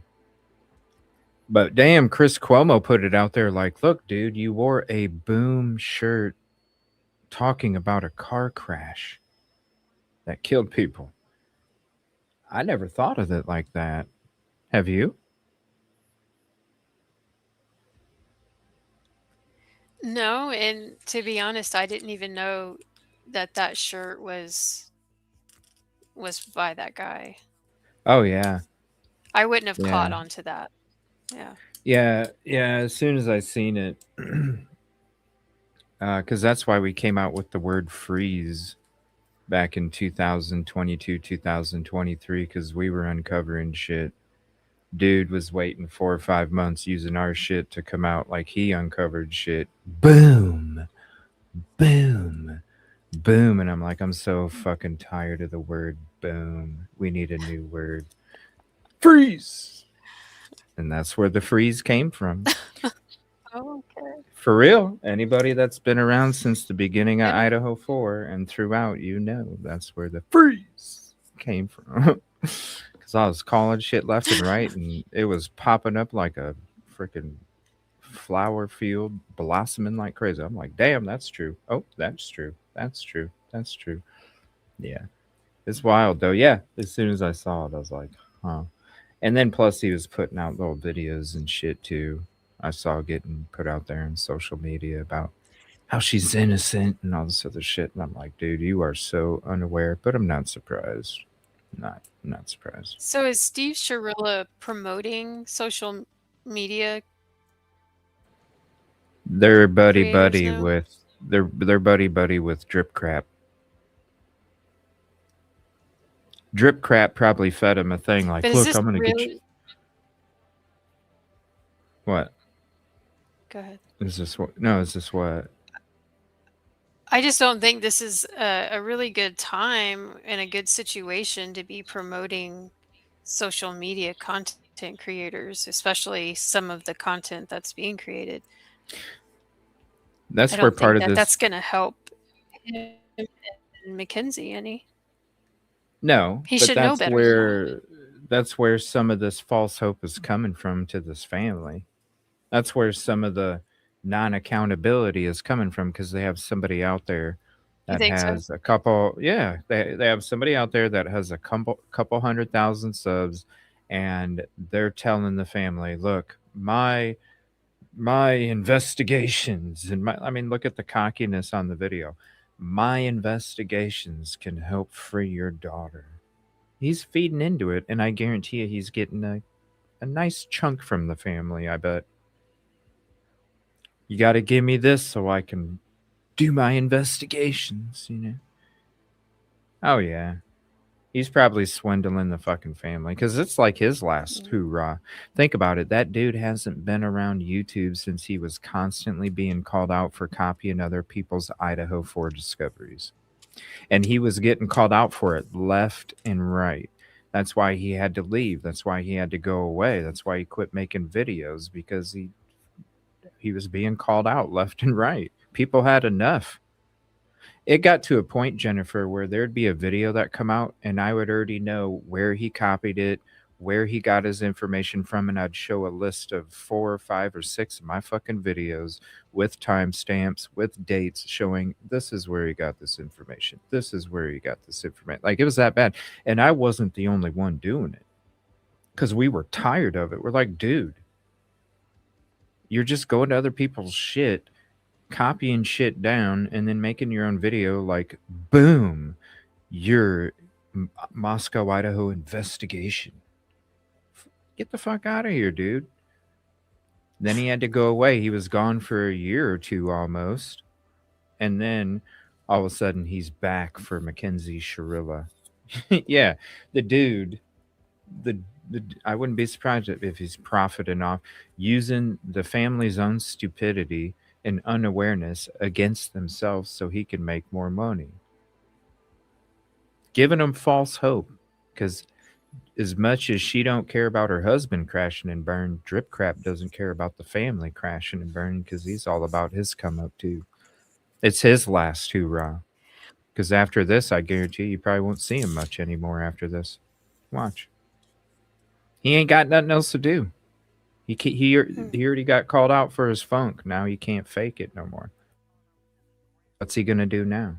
Nothing. That's why he hasn't done nothing for so long. Yeah. Because he's had to, you know what I mean? Yep. Yeah. Yeah. So that's an interesting thing Cuomo brought up. You wear a boom shirt, talking about a car crash that killed people.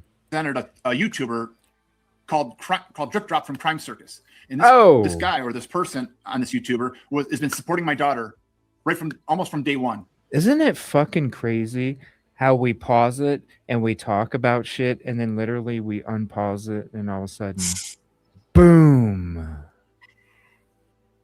boom, it happened. What's up, Gerald? How you doing today? Oh my lord, this is wild. He puts posts up all the time saying that she's been mistreated and there was there was an injustice involved, and he puts all kind of stuff out there. He's been an advocate for the past 3.5 years. So it was my way of saying thanks. It had nothing to do with the accident. It had nothing to do with the boy's death.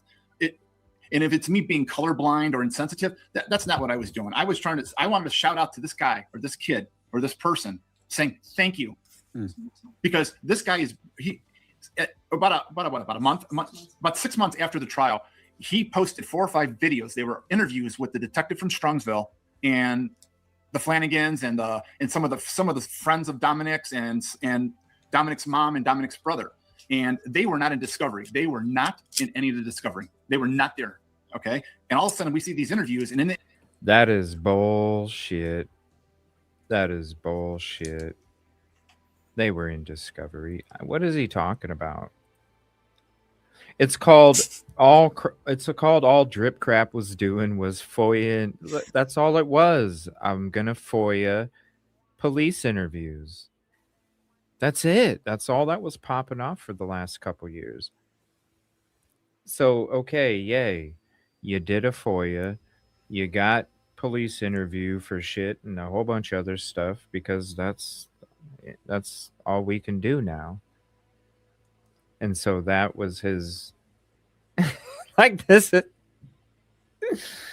It's such a scam. You can smell it. Hot dog steaks. Interviews, all of them said that she has a problem passing out. There's a problem. She has some kind of passing out problem, and the detective ignored it. And at some point, Dom's mother says to the detective, "No one's going to see this, right?" And the detective says, "No, I'm not putting these in evidence." That is on Crime Circus. There's 4 or 5, maybe 6 videos that were either leaked to him, or the detective put them in after the fact, thinking nobody was going to look at them because the trial was over. So, but there was nothing. There was also nothing offered by counsel in the defense case in chief about your daughter having POTS in a dispositive way from a prior diagnosis. Yes, which made it look like an article of convenience. I know that. I don't know why Jim McDonald did that. I have no idea. I don't know what his plan was.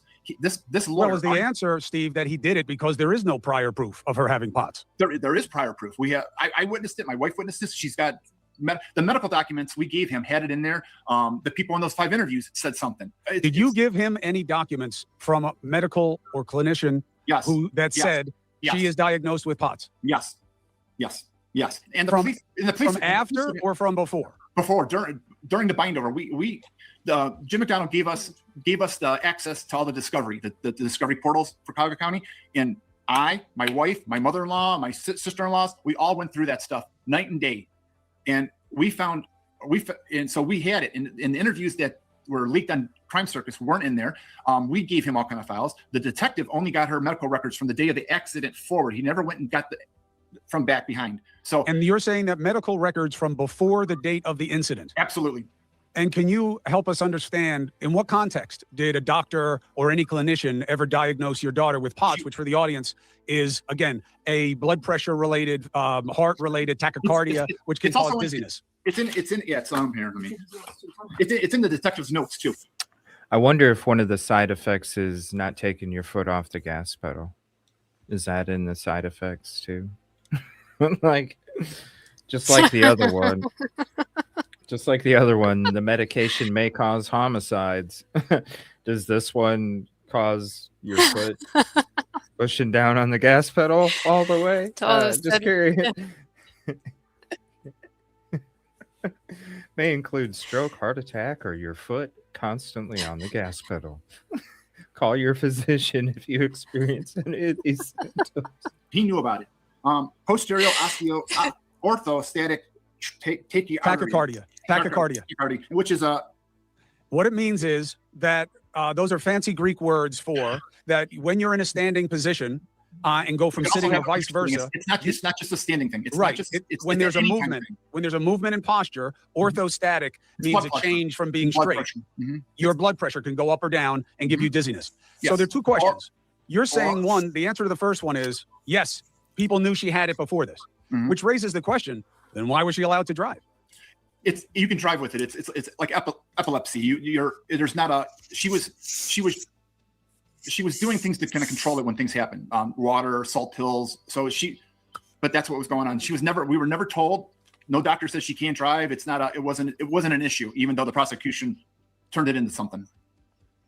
Well, the prosecution didn't deal with it because that's not part of their case, that this happened because of POTS, because they didn't want it to be an accident. Their case is it was intentional. Now, when you say that with such conviction, is that because your daughter has ever explained to you or your wife that something happened in the car? No, she does not remember. That has been her story from day one. There's no memory of it. And I'm telling you, I know my daughter does not like pain. She would never, ever hurt herself intentionally. It's just not. I know my daughter. I've known that kid all her life. I know when my daughter lies. I know my kid all my life. No shit, Sherlock. Like, hello. It's been her story from day one. That tells you a lot right there. It's been her story from day one. Not it's what happened. It's the truth. He told you right there. It's her story from day one, and that's exactly what it is. Her story from day one. Right, Jill? You can't be passed out and still be able to navigate speeding curves. Come on now. And it is insane. No.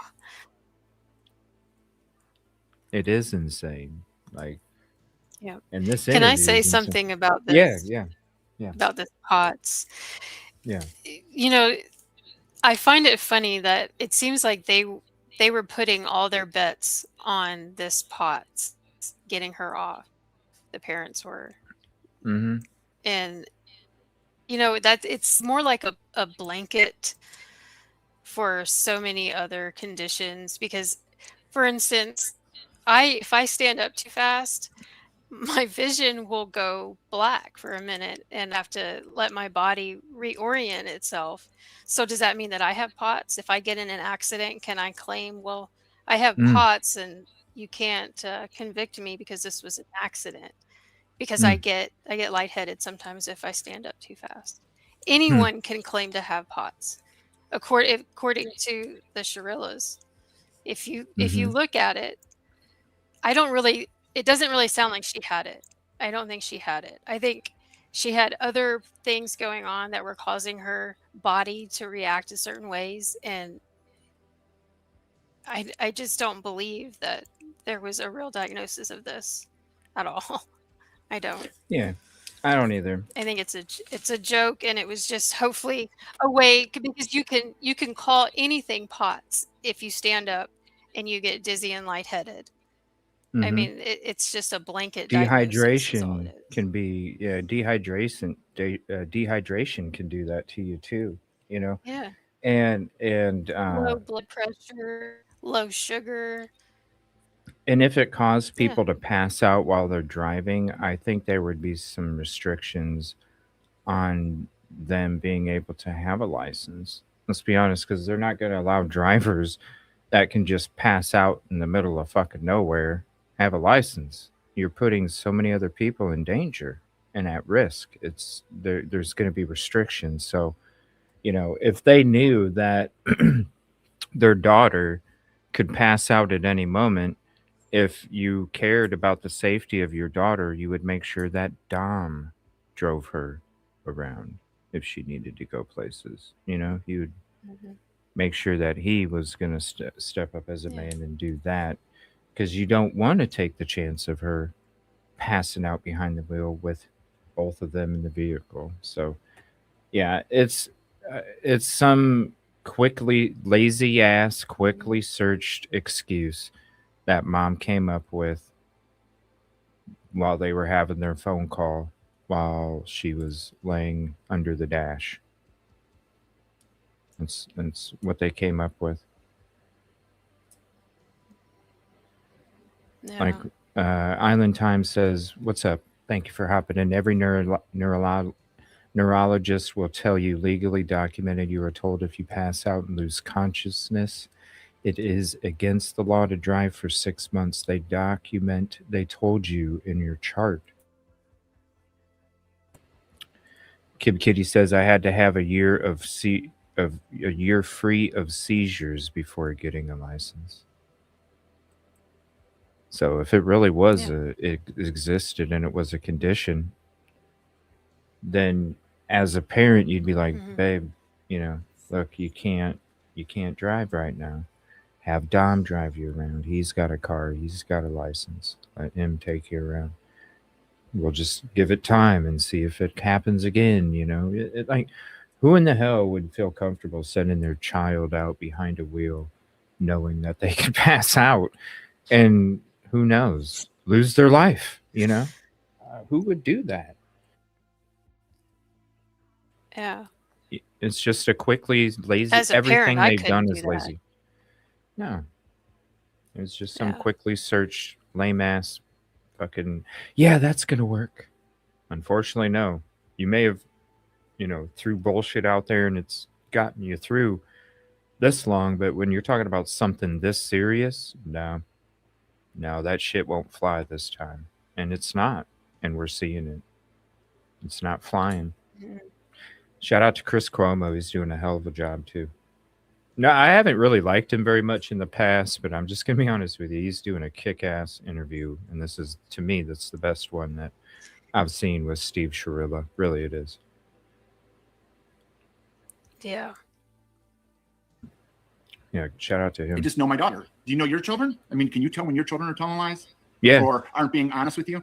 yeah, Look, I'd like to think so. okay. yeah. Well, that's how I am. I believe my daughter is painfully honest, and she's my wife says she's painfully honest. My wife Has she ever passed out before and had no recollection of anything that happened? passed out and didn't remember. No, passed out and been in an accident at least one time. Okay, I can't speak for her memory loss. I So wasn't. she in the was car. driving once and had an episode and had a car accident? No. Wait a minute. Oh, She's been driving. That's what he just said. He just said that. He said He she just passed said out and got that. in a Yeah. car accident. Well, and now he realizes what he said, and mom's in the background upset because he accidentally slipped and said that. He's going to pay for this one. A whole lot of slipping going on. Both of them can't help it. They can't. She's only been driving for a year. at this okay. point. I'm sorry. I can't. misunderstood you. Yeah, she's passed out. She's I had a couple know you episodes here didn't, at the bro. house. Called them out. She's had them with her friends. And all her friends have said it happens at school. I mean, at Dom's house. I mean, so I mean, it happens. And Yeah. I do not know why Jim McDonald, her lawyer, didn't use it. I don't understand. I'm dumbfounded why that lawyer chose not to do anything other than click his pen and sit at that desk. And when you talked to him and said, "Where's the pot stuff?" What did he say? He said this is his word. No, it was at the end of the trial. I didn't even know he didn't turn it in. He didn't even turn it in. He told us after one of the dates that the judge is not buying it. Yeah, because he didn't. He wanted to keep that cut. I'm telling you, he wanted to keep that cut. The judge isn't buying it. Bullshit. He knew. These people are just as gullible as like you can sell them freaking water. You know what I'm saying? Like you can sell them freaking water. They're gonna buy it. They're gullible as hell. You just have to give them their ego feed, and they lose all sorts of consciousness when it comes to uh it's bad. It's bad. It's bad. You can see it. It's so bad. It's That was so his bad. word. The judge is not buying it. That was his. She has a diagnosis. That she has a diagnosis. That was his. That was his description to me. And if I would, in my hindsight right now, if I'd have known, Yeah, I would you have got fired him bamboozled. immediately. You got bamboozled. Yeah, we didn't know he didn't turn stuff into after the fact. So I mean, there's some things we didn't know. I mean, are we bad parents? No. Are we uninformed parents of a child that was on trial for murder? Yeah. What does that mean? She had 1 day. She had 1 day for defense. He did 1 day, and he didn't do much during her trial. I mean, it just wasn't there. I mean, I don't know what he was thinking. Money. In my That's opinion, what this he man was should thinking. never be allowed in a courtroom again. I mean, That's what he was thinking. it's just unfortunate. Bro, you bought a lemon. You know what I'm saying? You went to a car dealership. They said, yeah, it runs like a Cadillac. And then you drove it 10 minutes down the fucking road and the fucking shit fell apart, bro. You bought a lemon, man. You got bamboozled. You got bamboozled. You can't blame nobody but yourself, you know? Do better homework. Right. What the fuck? He did nothing for her. McDonald's He coffee's ran into hot. someone who just I mean, like him. Yeah, right. Oh, I didn't know it was hot. Oh, can you put it on the cup next time? That's my opinion. That's my opinion. 2020 after this fact. What did he do? So I mean, Well, he did nothing for her. If there is a legitimate basis for prior knowledge and existence of a diagnosis of POTS, that should have been in the evidence, and that's something that you guys should make sure is in the appeal, because obviously the judge had every reasonable basis not to buy it because she didn't have it in front of her in a way that seemed to be demonstrated before the fact. That is in her post-conviction appeals now. It's in the post. Right. No, I know that because I've read the pleadings. But the other thing that the lawyer left on the table, so to speak, is the intoxication. No alcohol. Okay. THC. Yes. Limit. Tough to know. They messed with the sample. They didn't preserve it. But we all know it was in her system. It wasn't argued as diminished capacity. That is absolutely true. The idea of why she was taking so much drugs, this is what you get hammered for in the documentary, where you were like, yeah, I know she smoked a lot of weed. I was okay with it. Do you still feel that way? I knew she was smoking weed. I didn't know she was making videos. Bro, we heard you on Netflix, and look at that big ass fucking joint hanging out of her mouth, bro. Come on. Mm-hmm. And if you're a parent and your child has social media and you're not keeping up on it, shame on you too. Bro, she's in a fucking car. She's underage, and she's got that shit hanging out of her fucking mouth. And he said it himself Well, he's on not Netflix. telling. Sorry. I think No, I you're have good. a delay a little bit. We had a big storm, a pop-up storm a little Oh, bit yeah. ago. Yeah, and I started getting like a little lag or something. But he's not telling the truth about that type of activity that she's doing, because there were text messages that were released of her sending him pictures of seeds that she found, of her asking if he wanted special peanut butter, and that she was going to give it to him, and he was laughing back in the text message that he doesn't prefer eating his special peanut butter. So I don't understand. He's got to know these are out there, and we've all seen it. Oh, so he does. to come up He does. and try and gaslight me to my face that no, this isn't Let's happening. be real. This is a dad that sits in the back porch or sits in the backyard, and his daughter and Dom come home, and she goes, Dad, do you want to take a couple hits of this joint? And he's like, yeah, sure, why not? Mhm. That's the kind of dad He said it himself on Netflix. Not necessarily that, but when your dad is like that, I've been around dads that were like that in high school. You know what we did? We drank beer and we smoked weed. Okay? Yeah. And we drank beer with them and we smoked weed with them because that was the only way that we could do it was if we Right. hung around and did it with them. Hey, you can't go nowhere. You're cool to smoke it and drink here, but you better do it with me so I can watch you. All right. All right. Yeah. And let's Little enable teenager. minors. Yeah. Right. Little 13, 14-year-old like, oh, cool. You're like, hell yeah. Man, that's awesome that your dad lets us smoke. Yeah. Yeah. Yeah. They're everywhere. And he's one of them. You can tell. In the car. That's the stuff I found out after the fact. Bullshit. Do you blame yourself for your daughter's behavior? Do I blame myself? Could I have advised her better? Sure. Do I think it would have made any difference? I don't know. I'm sorry. I don't have a problem with the marijuana use. I'm sorry. I just don't. It's a battle that I would never win. How am I stopping her? Was I going to lock her in her room and never let her out of the room? Was I supposed to go with her everywhere she goes? Could I took the car away? There's just so many factors that had nothing to do with it. I'm judging Steve. I'm not judging you or your wife. But I don't know how much of the audience are parents, but you and I both know, as does your wife, the answer to every suggestion you just made is yes. That's what we do. I told you not to drink with your friends. You drank. Hello. Now you're not going out. Oh, you did it again. Now you can't drive. Oh, Hello. you did it again. Now you're not going anywhere for a week. Hello. And we have grounded her. That's why parenting can suck. That's why we're not Hello. your friends. Hello. I agree. Totally agree. Damn, he's just calling it out. This shout out to this fucking interview, man. He is just he's letting it be known. Like, dude, yeah, you're not friends. You're supposed to help them become a better person than what you became, you know? Like, oh man, see, this is the kind of shit that he needed to hear, not, yeah, totally, 100% agree with you, Steve. Yeah. No, this right here. Shout out to Chris Cuomo, man. I've taken her door off her room. I've taken her phone, all her electronics. I mean, this kid is not unpunished. Okay, is she Really?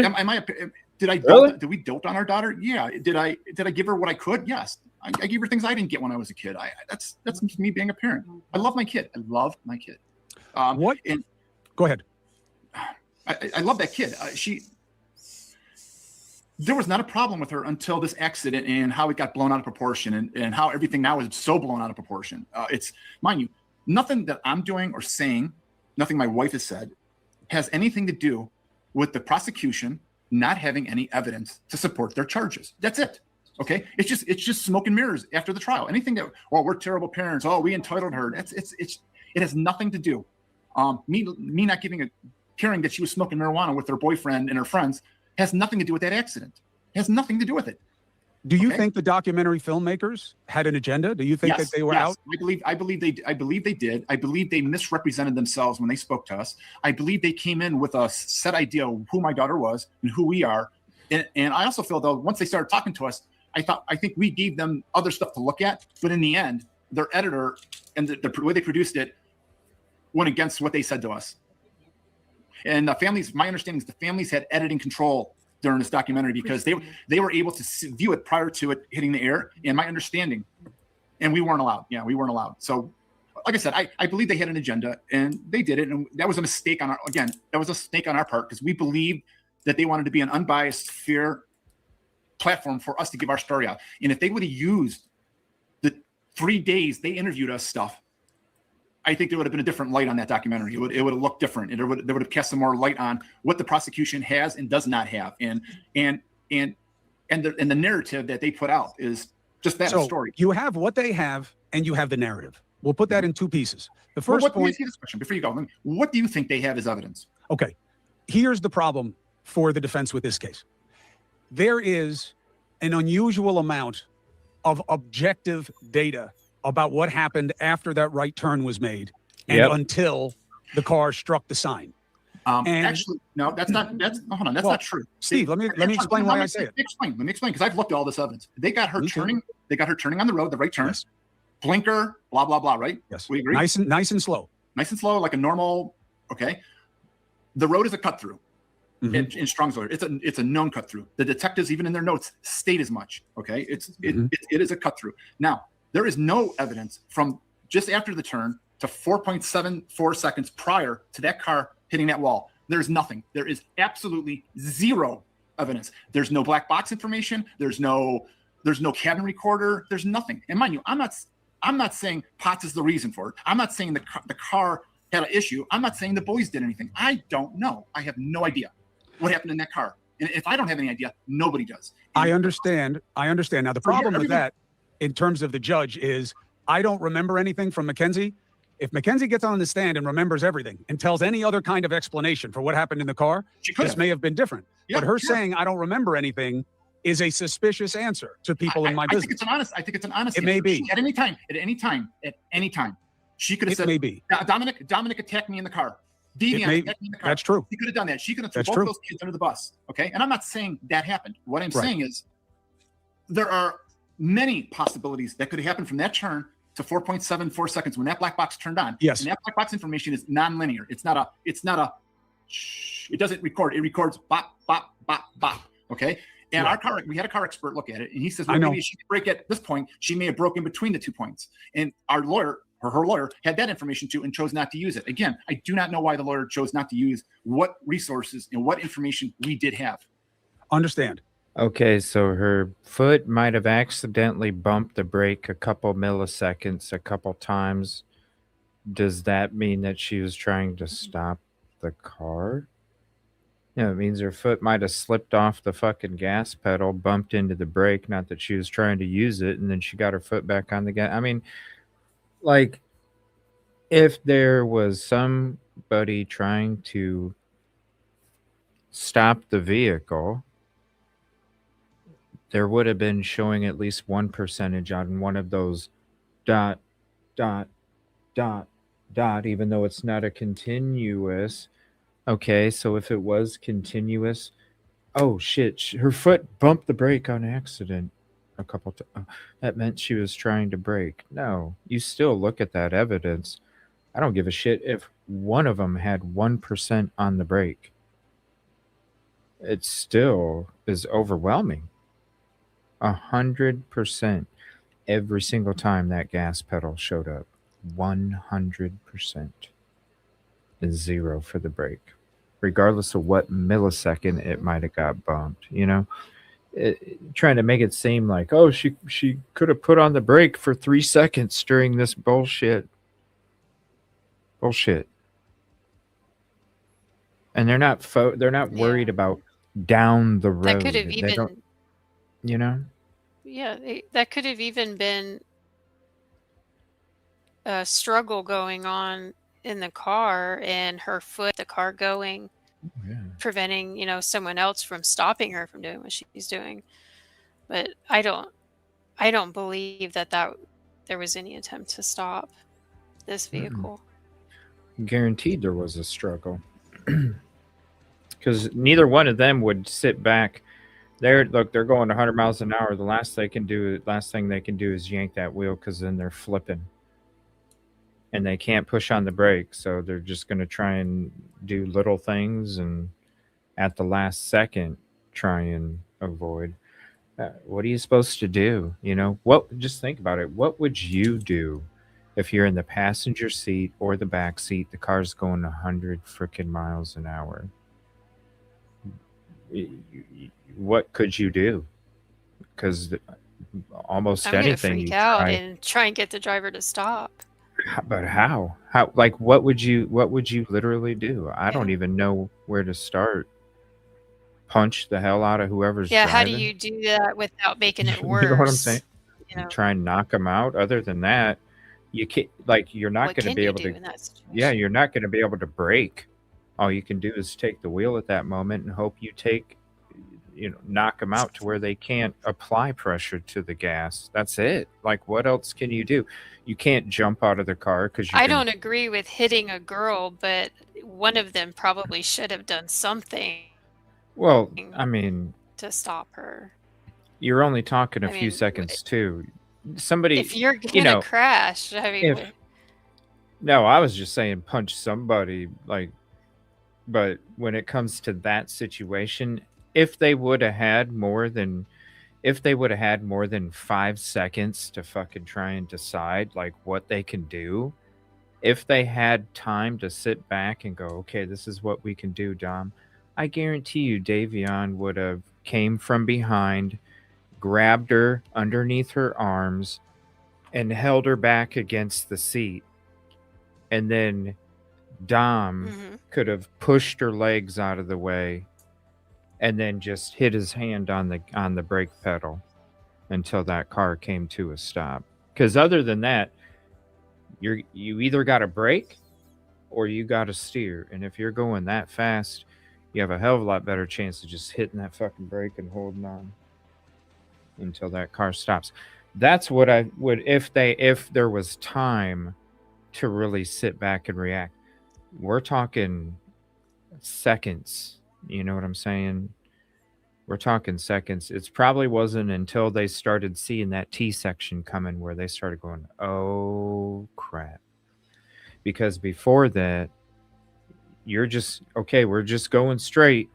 Hopefully we can try and figure out a way to get it to but once you see that T section coming, you're like, oh crap, but I don't, it's early morning. They were partying, a little groggy, and they're not expecting to be in that situation. So there's a lot of shock to it too, where your brain is just like trying to register what the hell's happening before you can even figure out how to react, not much time at all. So who knows what they did, but they did try something, the shift in the gears. And honestly, that probably would have been the best thing. And maybe he was trying to shift it into reverse, shift it into reverse, grind the damn gears, but it's still coming to a stop. But maybe because she was going so fast, it wouldn't slip into it. He Yeah. tried, and it wasn't working. Yeah, I don't even That would think an be a good emergency question. brake. Yeah. Yeah. It might have. I was It just might gonna have. say, I don't know that the emergency brake would have done much in that short amount of time at that speed. I mean, it may have just ended up propelling them into that building anyway. 'Cause you're Well, gonna it lose wasn't used. control. There was So, no tire tracks. Gee. So yeah, I yeah, think it wasn't that's used. the only thing really you can do in that situation. Just pull that emergency brake and hope for the best. Yeah, or even if it worked, sometimes they snap because they get rusted out. And when you're living in, and this is just coming from somebody that lived in Northeast Ohio, they use a lot of salt on their roads. And if you don't wash your car in the winter on a consistent basis, you will get a lot of rust underneath. So it could definitely be a possibility where if she just got lazy for a winter and didn't take care of her car in Northeast Ohio with the salt that they use to clear the roads, it could have snapped. It could have been an Yeah. e-brake that didn't work. But that's one thing that we do know is there was no tire marks at all on that road. And so there was no braking whatsoever. But that is a good question. It is a very good question. I understand what you're saying. This is why I answered that they have data. Okay, you're right about the EDR. Why? That's the way an EDR works. Is that after there is an impact, Yeah. it keeps only that small window of data. What happened? My understanding of what happened is the car was coming down the road at a good clip. I can't explain the speed. Nobody's going to be able to explain the speed because nobody alive, other than my daughter, was in that car, is alive now. Okay, and again, the boy. Let me say this because I'm going to get nailed for this. Don't worry about the reaction. Worry about the authenticity of the statement. That's all that you control. I feel for those two boys. I'm heartbroken for those two boys. And if I can give my life, like I said right from the start, No, you wouldn't. No, you give my life wouldn't. for those two boys. No, you today, wouldn't. okay. No, you wouldn't. I've never been more torn That's bullshit. during an event. How do I feel grief and remorse and pain for the families and for the two boys? How do I do that and then feel happy for my daughter because she's alive? My daughter's lucky to be alive, and I know people are gonna go, good. Okay, look, my daughter's lucky to be alive. She's lucky to be walking. She's lucky not to be a vegetable. I agree. Okay, she's lucky. She's the luckiest. I agree. And she struggles with that. But I'm torn. It's horrible. It's a gut wrenching feeling I have every time it comes up, and that's all I've been thinking about for 4 years. And now I have to think about my daughter being unjustly charged. And then every time I open my mouth and say it and point to where it is, I get people questioning, "Oh, that's a lie. Oh, you're making that up. Why didn't your lawyer use it?" Look, if you want to know why the lawyer didn't do it, you need to talk to the lawyer. The lawyer, in hindsight, is a terrible lawyer, and he shouldn't have it. He should not be able to practice law ever again, in my opinion, after what he did to my daughter. I understand, and you're entitled to it. Just to close the loop on this, okay? I have a lot of experience, obviously, almost 30 years, and watching the evolution of event data recorders. That's why I say EDR. EDR is event data recorder. Yeah, I know what you mean. Here's what she had that made it compelling about intent. And you don't have to agree with this. I don't have I'm to. not going to, because I kind of feel what you're going to say, but I disagree with it because it. So go ahead, Steve. I'm here just, for your answers and opinions, not my own. Go ahead. Why don't you like the assumption that all the data they had indicated a constant acceleration? I can't explain the constant. There's a picture with her slipper on the gas pedal stuck underneath the brake. Could have been the car. The car has a history. Toyota's cars like that have a history of that gas pedal accelerating. Okay, mind you, I'm not saying that's what happened. I don't know. What I'm saying, it's a possibility. And if it's a possibility, how do you rule it out that it wasn't? You got that. My understanding is that the car was coming down the road at a good clip. The car was out of control at some point. The car thought it was flipping over, and the black box turned on. This is prior to the crash. This is prior to it hitting the sign or hitting the wall.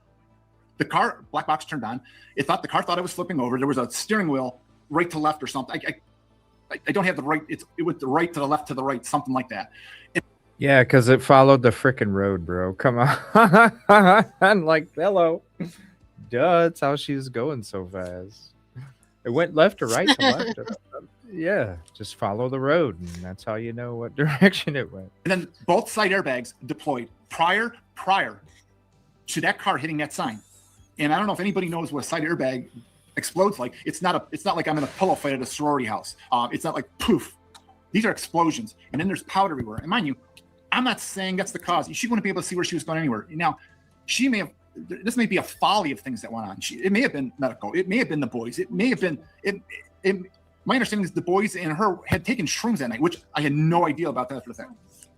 Yeah, my understanding is the boys had shrooms in it, but it could have been anything.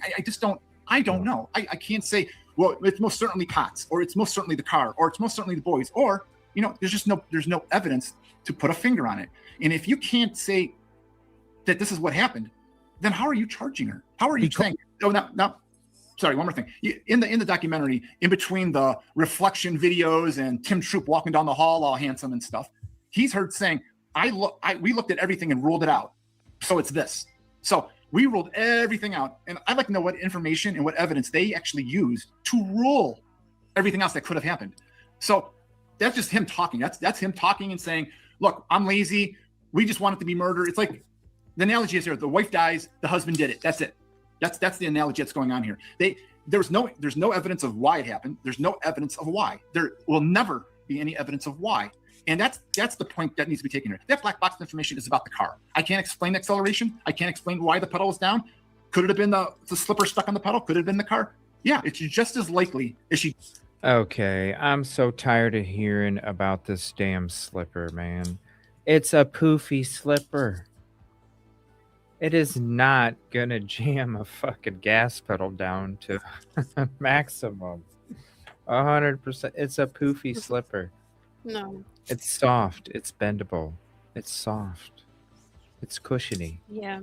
You could have just bent down and picked it right up off the gas pedal. Yeah, the reason it got jammed there is because that's where her foot was at when the car slammed into the freaking building. That's why it's jammed in there. Because, see, if you look at... He's on a roll here, right now. You see right here? Yeah. That's the bottom floorboard getting smushed up from the engine and the exhaust getting shoved back, okay? That's why that fucking slipper's stuck there. It's not because it's stuck to the gas pedal, which then made it go 100%. No, it's called the accident happened. Shit from underneath got shoved. It's a very thin piece of metal. under your floorboard. That got bent up, and that is how it got jammed there. The I don't know who, like, when does a poofy slipper do that to a gas pedal? I mean, you're ridiculous. You're ridiculous if you believe that. There's just it's He's not even possible. yeah. Like it's not Well, even in possible. his eyes, yeah, he wants us to believe that that's part of what happened. And that's what he believes, because they're trying to I find don't every think he little. believes that. I think he does. I think he does. Like, they have to believe it in order for them to express it. They have. I think they tell themselves they need to believe that, and we need to believe that. Well, here's the thing, Jill, and I wish I could remember the address because I did a Google guy walk down, and I think it was maybe the first show, maybe the second. And it's not that far. So really, the 5 seconds that you see the car flying by at the end, it's not that much at all. I mean, you're talking, 30 seconds going 100. 30 seconds. And if I could remember I can't, I'll try and find it and I'll do it in another show coming up. But literally, I just went from the intersection where she turned and then just kept clicking forward, and you go down and then you curve then you curve back and then you curve back again. And then boom, you're already there. And it's like, whoa, it's even shorter than I thought it was on Google Guide just running down the street. It's literally not that long at all. As soon as she turned that corner, had to have gunned it. Right after turning that corner, started gunning it. And I really feel like she knew she was going to do that before she even Yeah, turned 30 the seconds corner. is not a long time to Yeah, react. it's not. Especially when the first 10 or Yeah. 15 is you going, whoa, what the hell's going on?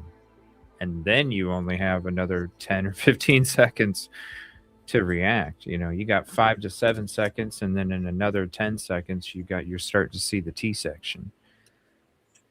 And Yeah, you yeah, got to think of Davion in the back seat. He could have been scrolling on his phone, not really paying attention, not really realizing that the car is accelerating. And by the time he realizes something feels off, he looks up and, that yeah. how much of that 30 seconds has already gone by before he realizes, oh my gosh. Mhm.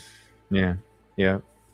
And that's not even enough time to message or anything. You're just throwing your fucking phone down because you're trying to do whatever you can at that moment.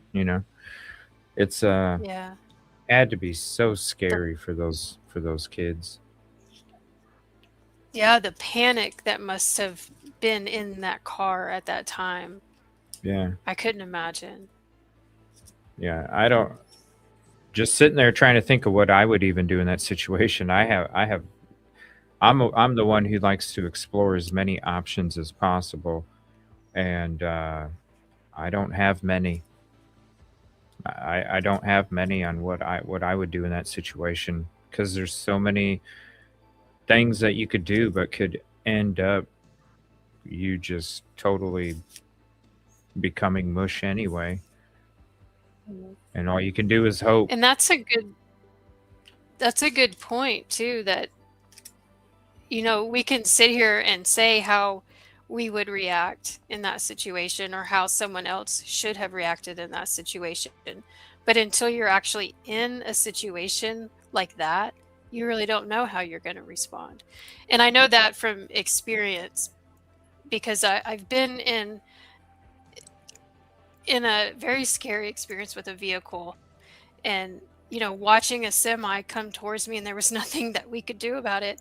And in Yeah. that situation, there was just this moment of hopelessness and you just kind of, you're thinking to yourself, well, this is going to hurt. This is going to suck. And, not everyone reacts the same way. I mean, I was pretty much useless in that situation to do anything about it. But when, looking back, you think, well, I should have done this, I should have done that. But I wouldn't have known how I was going to respond in that situation. Yeah. So I don't know.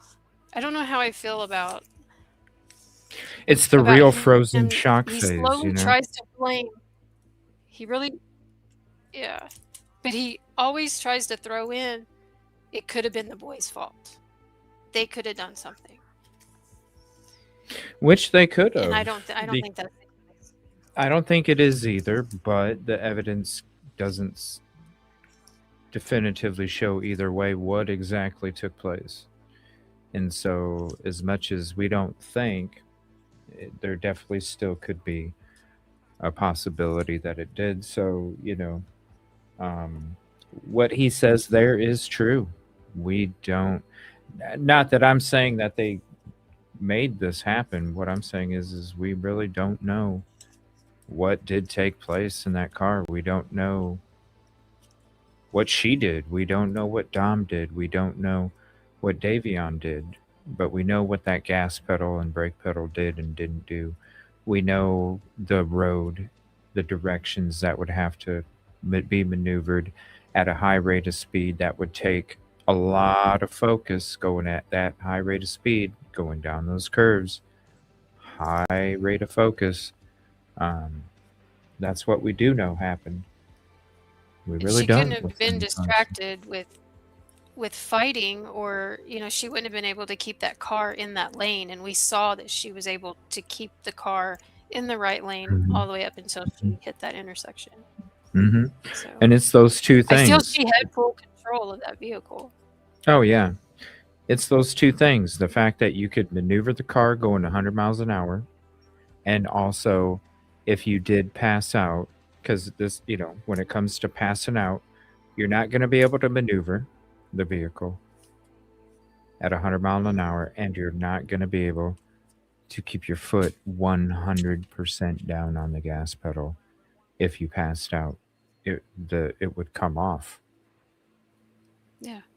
If I think you it would passed come out. off too if you were in a physical struggle. You're not going to be Yeah. able to keep constant pressure if you're fighting off two Yeah. boys trying to keep you from wrecking the vehicle.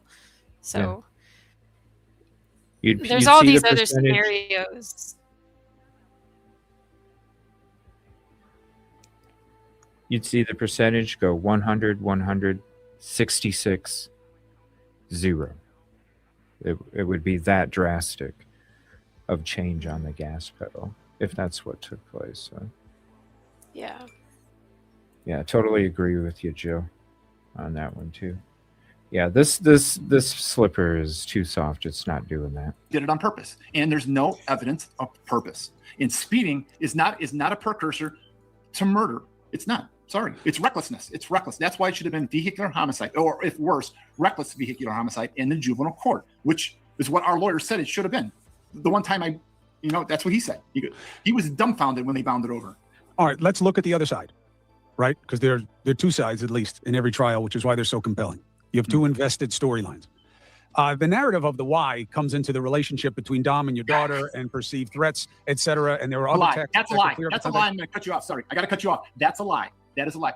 How am I lying? Volatile is not the right word. That is harsh. These kids fought and they broke up and they got back together. That was their MO. They weren't fighting. This wasn't a volatile relationship. They were never, ever, ever going to break up. They were talking about getting married. They were talking about a life. They were buying furniture for that house. They were making a life for themselves. Period. That's it.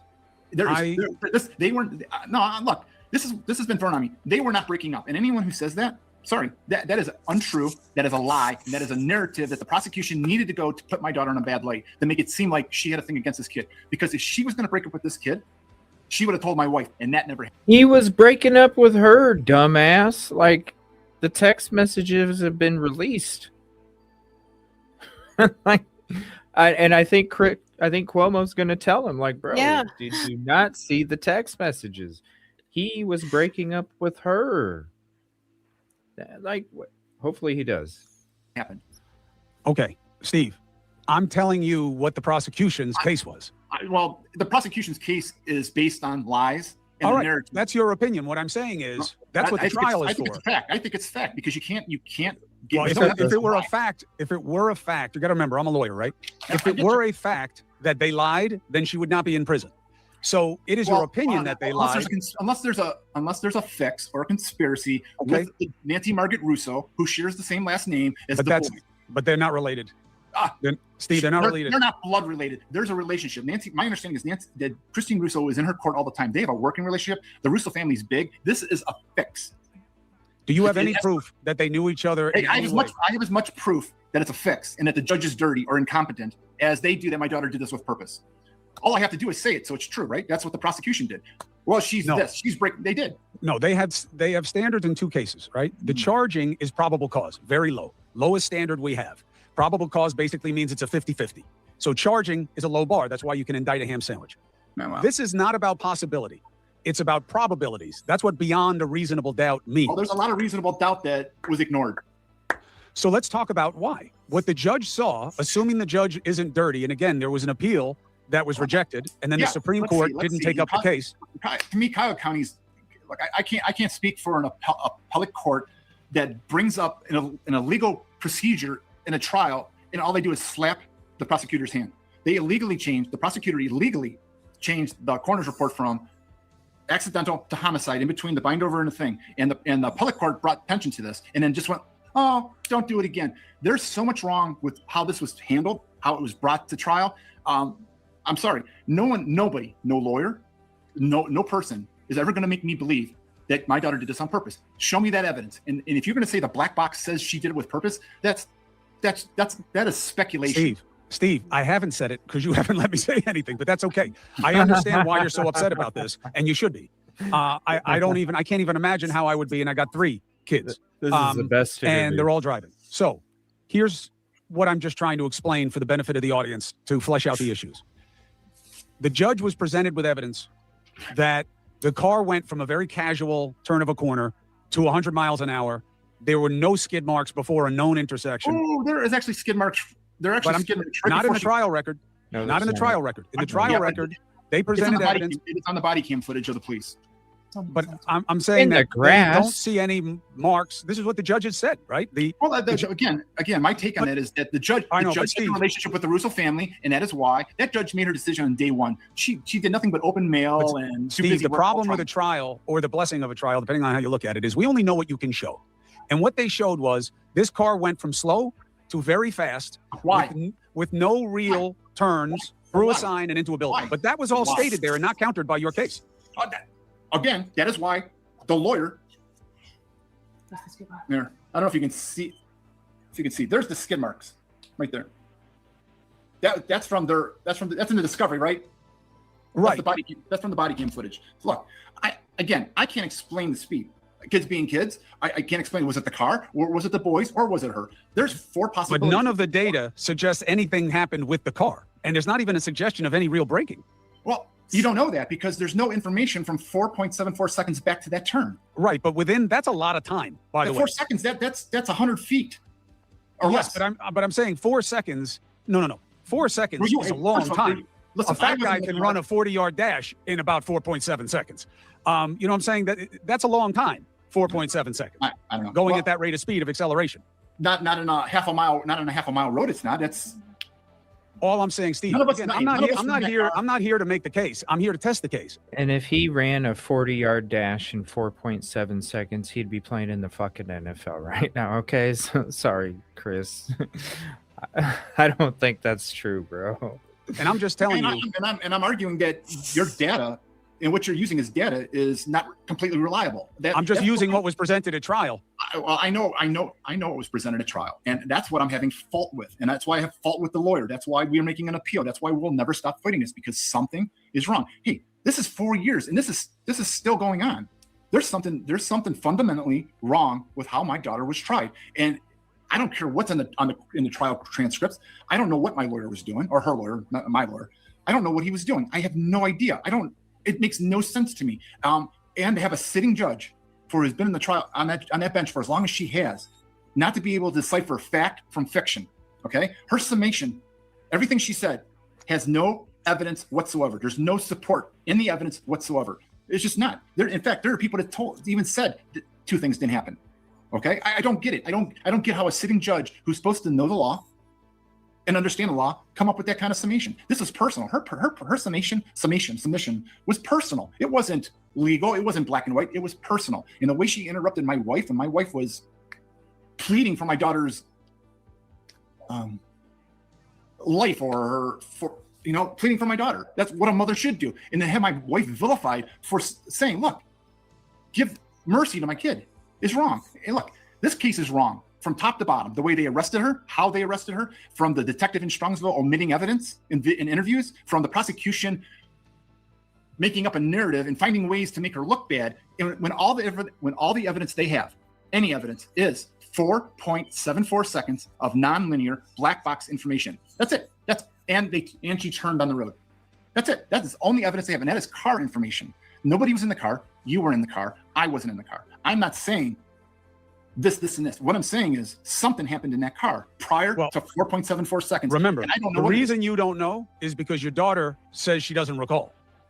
Well, that's why we don't know. That's why we have to piece it together. Because the only person who can tell the story says there's nothing to say. So I should go tell my daughter, hey, remember something, and say Dominic Russo and Davian Flanagan. I'm not telling you to do that. I'm not telling you to do that. I'm hypothetically speaking here. So nobody believes my daughter. She had a femur broken. She had a fibula broken. She had broken ribs. She had lacerated spleen, liver. Both carotid arteries are damaged. She had bruises all over her face. I don't know how this kid survived. She got hit in the head. You can forget. I don't get the reasoning. Oh, it's convenient that she forgot. Well, that's the truth. I would think if my daughter meant to kill this kid prior to that accident, she would want to kill him now. And she hasn't shown any of that. For 3 months, I watched my kid cry herself to sleep, all beat up in bed, watching videos and music and pictures of this kid. For 3 months, I sat with her. Okay? The prosecution has no right saying she wasn't remorseful. There's no evidence that she wasn't. What about the social media solicitations and what looked like she was trying to build her brand? That she wasn't trying to build her brand. Where did that come from? That is just a fabrication and part of the narrative. She went to Steve. I'm just pointing out what they said she was doing on social media and the DMs that they showed.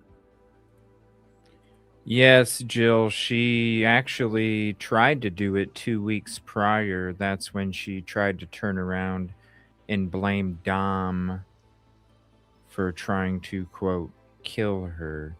But Dom reached out to his family when it was actually happening and told them exactly what happened. She was trying to do what she ultimately accomplished during this crash. She was actually trying to do that a couple weeks prior, but Dom was able to foil it because he was able to grab the wheel because she wasn't going at the speed that she was going at and she wasn't on the same road that she was going. He was able to stop her.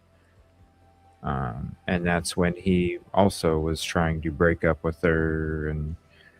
And so it was kind of a, if you're going to break up with me, then I'm just going to take us out. And she threatened it plenty of times. So yeah, it was something that she tried to do 2 weeks before. She just wasn't successful because he got it to stop. But this time he wasn't so lucky, and that's why she probably went as fast as she did, because she's like, shit, he was able to stop me this time. I need to make sure that I go really fast this next time, because then he won't be able to stop it. Because the way that he probably stopped it before is she was probably going 50 or 40, and he yanked the wheel and got it into the grass. Got it to slow down. She's like, shit, I can't have that happen again. I need to be able to go somewhere where I can just instantly hit the gas, go that fast, and he ain't going to be able to do the wheel, because if he did, we're going to start flipping, and he knows it. Put him in a corner of a, cornered him, really. Because what could you do? I don't know. I don't even know. I'm going to be thinking about it all night. Like, man, what could and would I do if I was in that?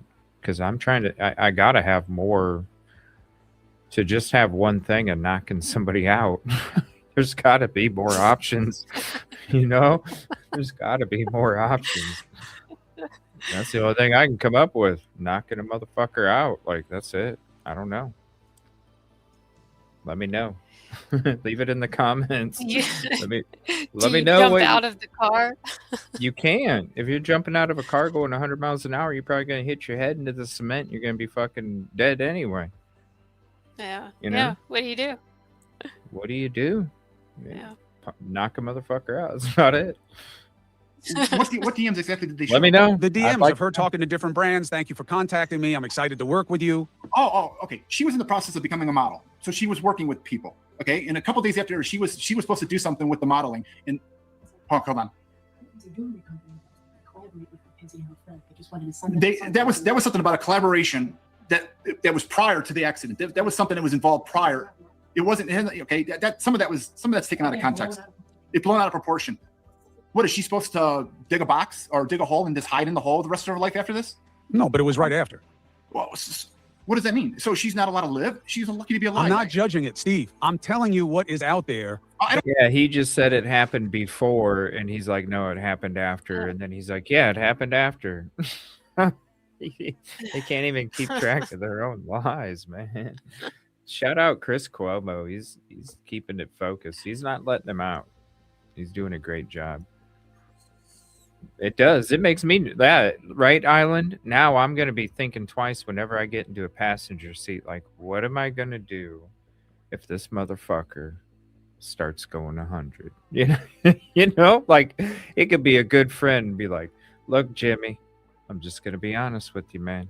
You punch the fucking gas, I'm going to knock you the fuck out. You know, you got to be like, look, I don't think you're going to do something like this, but just saying. Just saying. That's about it. Other than knocking somebody out, warning them, don't do it. I mean, what are you supposed to do? What are you supposed to do? Let me know, because let me know if you can come up with an idea, because I need to come up with other ideas, because now I feel like I need to be prepared if something like that does happen to me, man. And I don't like having one option. I like having multiple options so I can choose which one is the best, you know? Help me out. What else could I do? I don't care used for the narrative and giving you a chance to explain it or contest it. But that's the job. But it's not true. It's not completely true. I don't know whether or not it's true. I only know what was said. I'm asking you why it was said and what it means and why it is an indicative that she had a nonchalance right after this. It's not nonchalance. It's life. It's life. 3 months later, okay, being that the police and the courts never took her license away, never charged her with any car, she had a job interview, so we let her drive 3 months after this thing. So we let her go to the interview, which she got the job. Because what is she supposed to not do anything the rest of her life over this? Is she supposed to just turn away and shut up and never do a word? Listen, everything that's happened after this accident, a lot of it's been blown out of proportion, and it's unfortunate that the internet is allowed to run rampant with their nonsense. Okay, I don't care what anybody says about me. I'm a big boy. I can take anything they say. I don't care. I really don't care. Unless you're in my boat, I don't care. Sorry, say what you want, make little memes, blah blah blah, go crazy. Okay, I don't care. You have fun. Okay, you're the people out there are what's making this continue on and on and on. But the problem here isn't what I did. It's not what she did after the fact. It's what the court did to her. It's what the prosecution did to her, and it's the lack of evidence that is there. Now, black box information, sure. If you got the car did this, the car did it, put the car in jail. But you have no evidence of why, and you can't just say, well, the science says she was going fast, so that's intent. That is absolute BS. Okay, and many lawyers that we've spoke to have agreed with that. I would think, but not the appellate court and not the Supreme Court. Oh, listen, hold on. I came into this saying to you, Steve, listen, I didn't cover this, okay? And I didn't because, it was a tragic circumstance, but there are lots of tragic circumstances, and you got to make choices in my business. Gotcha. But now that I'm analyzing crimes, I gave it fresh eyes. And the fact that they didn't argue diminished capacity when she had THC in her system, the fact that they chose a bench trial, and the fact that they did not put on any significant case in chief for the defense is why the judge had the opportunity to decide as she did. Yes, I agree with your assessment on what the lawyer did and did not do. I totally agree. Yeah, this is where our dilemma is. We need help fixing this because there was a problem here with the lawyer. But you have new lawyers now. Why did the appellate court and the Supreme Court refuse to acknowledge all that you're saying. My understanding is this is how it was addressed to me with the second set of lawyers that we got, that we're not going to get any relief in Cuyahoga County because that is how Cuyahoga County is. Okay, right, wrong, or whatever. I don't know why the appellate court brought to attention the illegal proceeding of changing that coroner's report, and it never did anything about it. Okay, I don't know. You have to ask them. Because they didn't believe it was reversible error, meaning that they may not have followed the strict procedure of how to do it. If it would have been a jury, it would have biased the jury. If the judge wasn't already biased, it would have biased the judge. That's where the problem goes. Mind you, I don't think it would have biased the judge because I believe she was already biased before she walked in that courtroom. And she said, "I don't have a blood relation," and that's to me is all it takes. She has other relationships with that family, and that's it. And nobody's going to tell me differently. In fact, when this first happened, we had heard on the internet, mind you, this is what I heard. Somebody sent a note or it was posted someplace that So basically, she wanted people to know, look, we have the same last name, but this is not a conflict of interest. So it doesn't need to be raised as a conflict of interest because there is no relation between me and the recent. I think if a judge happens to have the same last name as one of the people that is a part of a trial, I think it's responsible for that judge to come out and say, look, just in case there's any kind of speculation that's going to come out in the future, whether you're sitting there on the bench, you're sitting there, you're reporting, whichever, there is no relation between me and this particular individuals. I think it's a responsible thing to do. So the fact that he's using that as some kind of mob hit on his daughter, it's just stretching. I don't know. What do you think? Do you think it's Yeah. Do you think it's something that is out of bounds, or do you think I don't know. I don't know if that's out of bounds in court, but to me, I would be sitting there watching the trial going, okay, she wanted to get ahead of any possible speculation that might take place. I see that as responsible. Yeah. Right now he's just on the name blame. He's got to find someone to blame, except for Mackenzie. And yeah, it's something as easy as a last name. I mean, that he's running with that. Yeah. Oh yeah. Big time. He's going to run with anything he can right now. And that may not even be anything he believes. It could be something he's being told to say. Being force fed from mom. And I'm kind of getting frustrated for Chris because he's trying to anytime that he's going against what Steve's saying, Steve just instantly cuts him off. No, that's not true. That's not true. No. Let me explain. And Chris is sitting there just holding his feet, accountable. And that's what he does. He just interrupts and takes the respectfulness of Chris and what he's doing as a host and totally just trashing on it. Didn't the Murdaugh case get thrown out because of some tampering? They have to be able to prove it. Yeah, the what's her the lady that ushers the jurors and yeah. She was making comments. I don't know. We're gonna trust me. We have a show coming up with the Murdaughs that Jennifer and I are gonna do, and hopefully Rosie can join us, or we have an opportunity to have her on too. Because when it comes to this tampering, I honestly think that it was a setup that was already taking place and planned before the trial was over as a failsafe, because we heard right after the conviction that he was going to get it thrown out and it was going to be retried. I mean, I was hearing that shit as soon as the conviction came through. I'm gonna get another trial because something happened, and it's what? And then you hear this newly appointed, saying dumb shit like a court reporter would already, or a court, my God, what is that called again? I'm brain fart. Clerk. Yes. I think it's a They clerk. they know that shit showing up on the first day of the damn job. So, like what she did.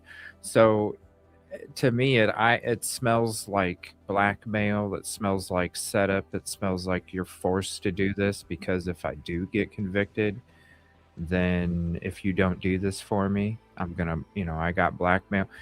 That when that kind of county down there, that's what they do. It's all blackmail. That's how they get people to do what they want them to do in that county down there. All blackmail. Electing people that can help you, but also having dirt on them where you can keep them in check too. A lot of that shit going on. So, we'll talk about that in the future on a future show. But to me, I smelled automatic setup was already in motion before the conviction took place. It was for if a conviction took place that they were able to use this. So I don't know. We'll see what happens as time goes on and we get into that. But yeah, that's exactly what happened. They're going to be doing a retrial. That'll be interesting too. Baby, they can dance like a man. I can shake him Sorry. like Danny. I can shake him like a. I'm a tough baby. What they can is dance that? like a man. I can. Wow. Every time I unpause, some wild shit happens. Is that your ringtone, bro? What the hell Did kind that of ringtone just was that? happen? What kind of ringtone was that? Let's listen to that again. With that family, and that's it. And nobody's going to tell me differently. In fact, when this first happened, we had heard on the internet, mind you, this is what I heard. Somebody sent a note or it was posted someplace that I'm a the tough baby. They can dance like a man. I can shake him Sorry. like Danny. I can shake him like a. I'm a tough baby. What they can is dance that? like a man. I can. What? it's my phone. It's a phone ring. Anyway, sorry. That's your ring.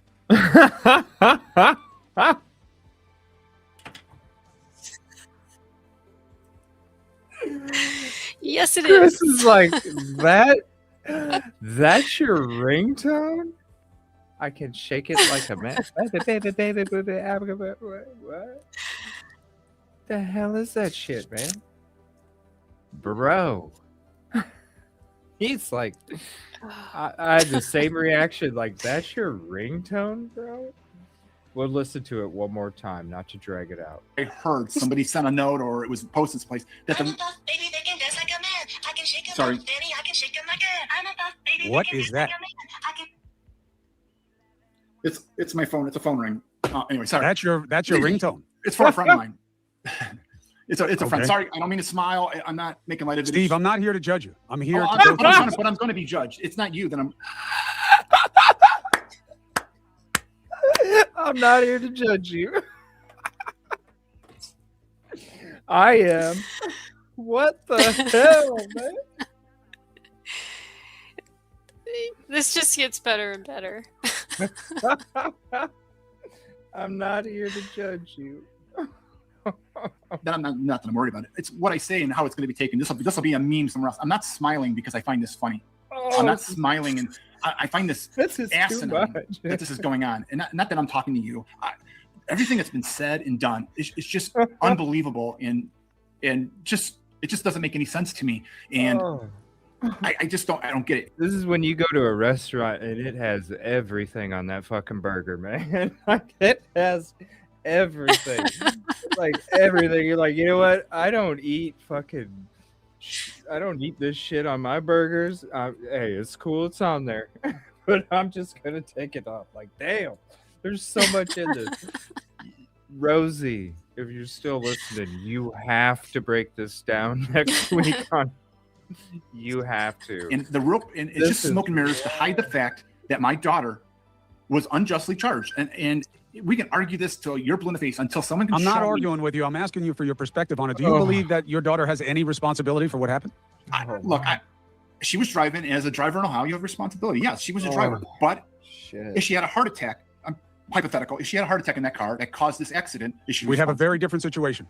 Well, an accident. I'm using it as an example. It's an accident. Okay, what if she did? What if we could prove that her POTS caused her to pass out and she seized? Sees. in the cause Then of it the would be an accident. accident. What if we can prove that either one boy or the other boy did something in the car that caused the accident? Then she would not have the intent, and maybe not the act, to trigger a charge. What if we can prove that the car malfunctioned? This is hypothetical. I'm not. Then okay. it was an accident. Okay. And maybe there's a But case against the manufacturer. Okay. So with those 4 things or 3 things that I brought up here, the pots, the car, the boys, the other, okay, one of those 4 or 5 things, or a combination And that's the attorney's job. of several, hello. she wouldn't be responsible. Yes, she should have been charged with vehicular homicide. She's the driver of the car. She has the responsibility as the driver. Listen, if you can prove to me that she did this with intent and purpose, then she's right where she belongs. I get it. That's what they get from the horrible. texts where she says, I feel like killing someone. I want to bang my head against it. Dom saying that he needs space. Her saying no. That's not proof of intent. That is, how many have you ever said to anybody, "Oh my God, I'm going to kill you"? Yes. Okay. And if they died, should you be charged with murder? No, but I'd have to explain it. Okay. It's an analogy. I don't know how many times I've probably said, "Oh my God, I'm going to freaking kill you" over something stupid. It doesn't mean I'm going to kill you. And some of the stuff they use against her, like the thing that. But it also can, Jennifer. If somebody says, I'm Yes. going to, yes, you're absolutely true. You're absolutely right. It does not mean that but it also means that they will, because there's plenty of times in true crime where somebody said, I'm going to fucking kill you. And they killed them. like what? Yeah. Like, it's both sides. Not only that, she said it, and then he winds up in that vehicle with her, Exactly. and he died. I mean, Exactly. What more Fucking proof do you coincidence. need? Obviously, yeah, that's no coincidence. Coincidence, right? Coincidence. Yeah, Right. Jesus, this is so crazy. it didn't mean This- anything. He just said it. Now, This interview is wild. And shout out to Chris, man, for real. What a happened great 2 weeks job. before the supposed where she threatened to crash the car. That didn't happen. She Yeah, it did didn't. not threaten to crash that car. She Dominic- tried. because we've got text messages that state otherwise. My understanding is that they had an argument in the car. Dominic grabbed the wheel. It almost caused the car to crash. So my daughter pulled over, told him to get the hell out of the car, and then there's text back and forth with Dominic's mother and my wife, stating it. I could send those to you if you'd like to see them. They're in the. Sure. They're in. Okay, I can send them to you. I can't They're do it out right this- there. Yeah, I know that, and that is what happened. And then we got him apologizing, this and that. So he did that. That was not my daughter. And then Christine, in the process of my daughter saying, "Come get your kid," or she's going to call me. She sent this guy named Christopher Martin to go fetch him. In the trial, Christopher Martin perjured himself, and he said that he went to get Dominic. He was driving, and I don't know how he got from where he was living to that car to get behind them to hear her say that is a lie. What happened was they were already pulled over. Okay, Christopher Martin pulled up behind her. He says that he was on the phone with Dom. He was not on the phone with Dom, because in the interview that are on Crime Circus that the detective did with Christine Russo, she says, I was on the phone with Dom until Christopher got there. Right. Okay. That's true. That happened. That is a fact. Okay. Christopher Martin lied. He said he pulled up while they were going. He was on the phone with Dom. He heard her say, I'm going to crash this car. Then they pulled over. She was already pulled over. In the text messages that my wife and my sister-in-laws we got off her phone, we got off my wife's phone, state that. And the prosecution knew it and still put let me call him Hench, because this is the felon that lives in Christine Russo's basement. Okay. So a sitting judge took the word of a 7-time felon. Our lawyer did nothing to counter it, because Well, that's your problem. I You agree, say it now, but it didn't happen in trial. and that's why we're your arguing lawyer, this. bro. I should have been arguing this right from day one. This is where we need help. This is what we're looking for. We're looking for help because an injustice was done to my daughter. A witness perjured himself on the stand. How do I fix that? But there's no way of fixing it, because I got a judge, because every appeal goes back to her court. It goes back to her court, and she gets to decide. And the reason she's not going to go against her, because her ego, okay? And she's biased. She's either biased, she's on the take, or she's Well, when you appeal, it will go to other judges. no, and if no, they it goes order a back new to her court. trial. It goes right back to her court. So if the appellate court would have said this is going to go back to trial, it goes right back to Nancy Margaret Russo's Right. court. And Right, she but then you would makes the argue that she's got to recuse herself. well, and we did that. We did that at this trial because of the last name, and she said, I know, but that's I don't not a have a thing. blood relation, which is But a that's lie. not a thing. I mean, there are a lot of people named Russo. Yeah, but not in Cuyahoga County. They're all related. And I'm sorry, if it's not with Christine Russo, it's with somebody else that's connected to her. Look, again, I have as just as much proof that there's a conspiracy or a fix or a favor that they have that my daughter did this with purpose. Sorry, that's it. And if you don't want to believe it, that's fine. No, listen, it's not about what I believe. I'm here to give you an opportunity to say what you mean and to test why you believe it. Okay. And that's what I hope you understand that I'm doing. What just came out from what came out from TMZ, where they grabbed audio from prison phone calls, where Natalie is criticizing the family of Dom's family, calling them evil. What is that about? Let's see. For 4 years, there hasn't been a peep out of them for the most part. My understanding, there's a half sister, a Christine Russo Jr., and I don't want to talk bad about the family at all. I understand their anger and I understand they lost somebody, but to go online and badmouth anyone who's defending my daughter makes them look bad to me. Okay. And my wife is talking to my daughter, and it was a private conversation. I won't say it's a private conversation. It's a conversation between my wife and my daughter, and it has nothing to do with anybody else. And if she, and it's unfortunate that the Russo family or others have been saying the stuff they're saying. Again, nobody knows my wife. Nobody knows me. Nobody knows my daughter. And the make past judgment on us is just narrow-minded nonsense from internet trolls. And hey, make your podcast, say what you want. Again, it's unfortunate. And like I said, I feel for the families. I don't know what they want me to do. Should I wear a black dress and a veil the rest of my life? Look, I'm sorry Dominic and Davion passed away in this accident. And that is all this was an accident. And it's unfortunate and it's tragic. And I can't imagine their pain in that. I can't. I'm sorry. But at some point, I have to defend my daughter. My daughter who was wrongly convicted. If she would have been charged with vehicular homicide and put in 5 years or whatever, then she got what she deserved. There's no proof to change that. Vehicular homicide is when someone dies when you're in a car accident, and there's no other answer. And there is no other answer in this case. Just because you want it to be murder doesn't mean that it is. Just because you don't like my daughter doesn't mean she's guilty of murder. Just because you don't like what you see on the internet about my daughter doesn't mean that it's murder. That's speculation. That is reckless speculation on anybody's part. Mind you, I don't know what happened. I don't. I wasn't in the car. And unless you were in that car, you have no business saying you know what happened. Tim Troop, the prosecutor, in that video said, I ruled everything out. Ruled what out? He didn't. What evidence did you use to rule things out? He was going for one thing and one thing only. The detective, 3 or 4 days later, had one idea what it was. He wasn't looking anywhere else. He wasn't finding any other information. Okay, that's not. The detective had a one-track mind. And the detective on the stand said, I don't know what happened. And the lead prosecutor, Michael Malley, is on camera saying, nobody will ever know what happened. So if the three main people finding the evidence don't know what happened, how do you charge somebody?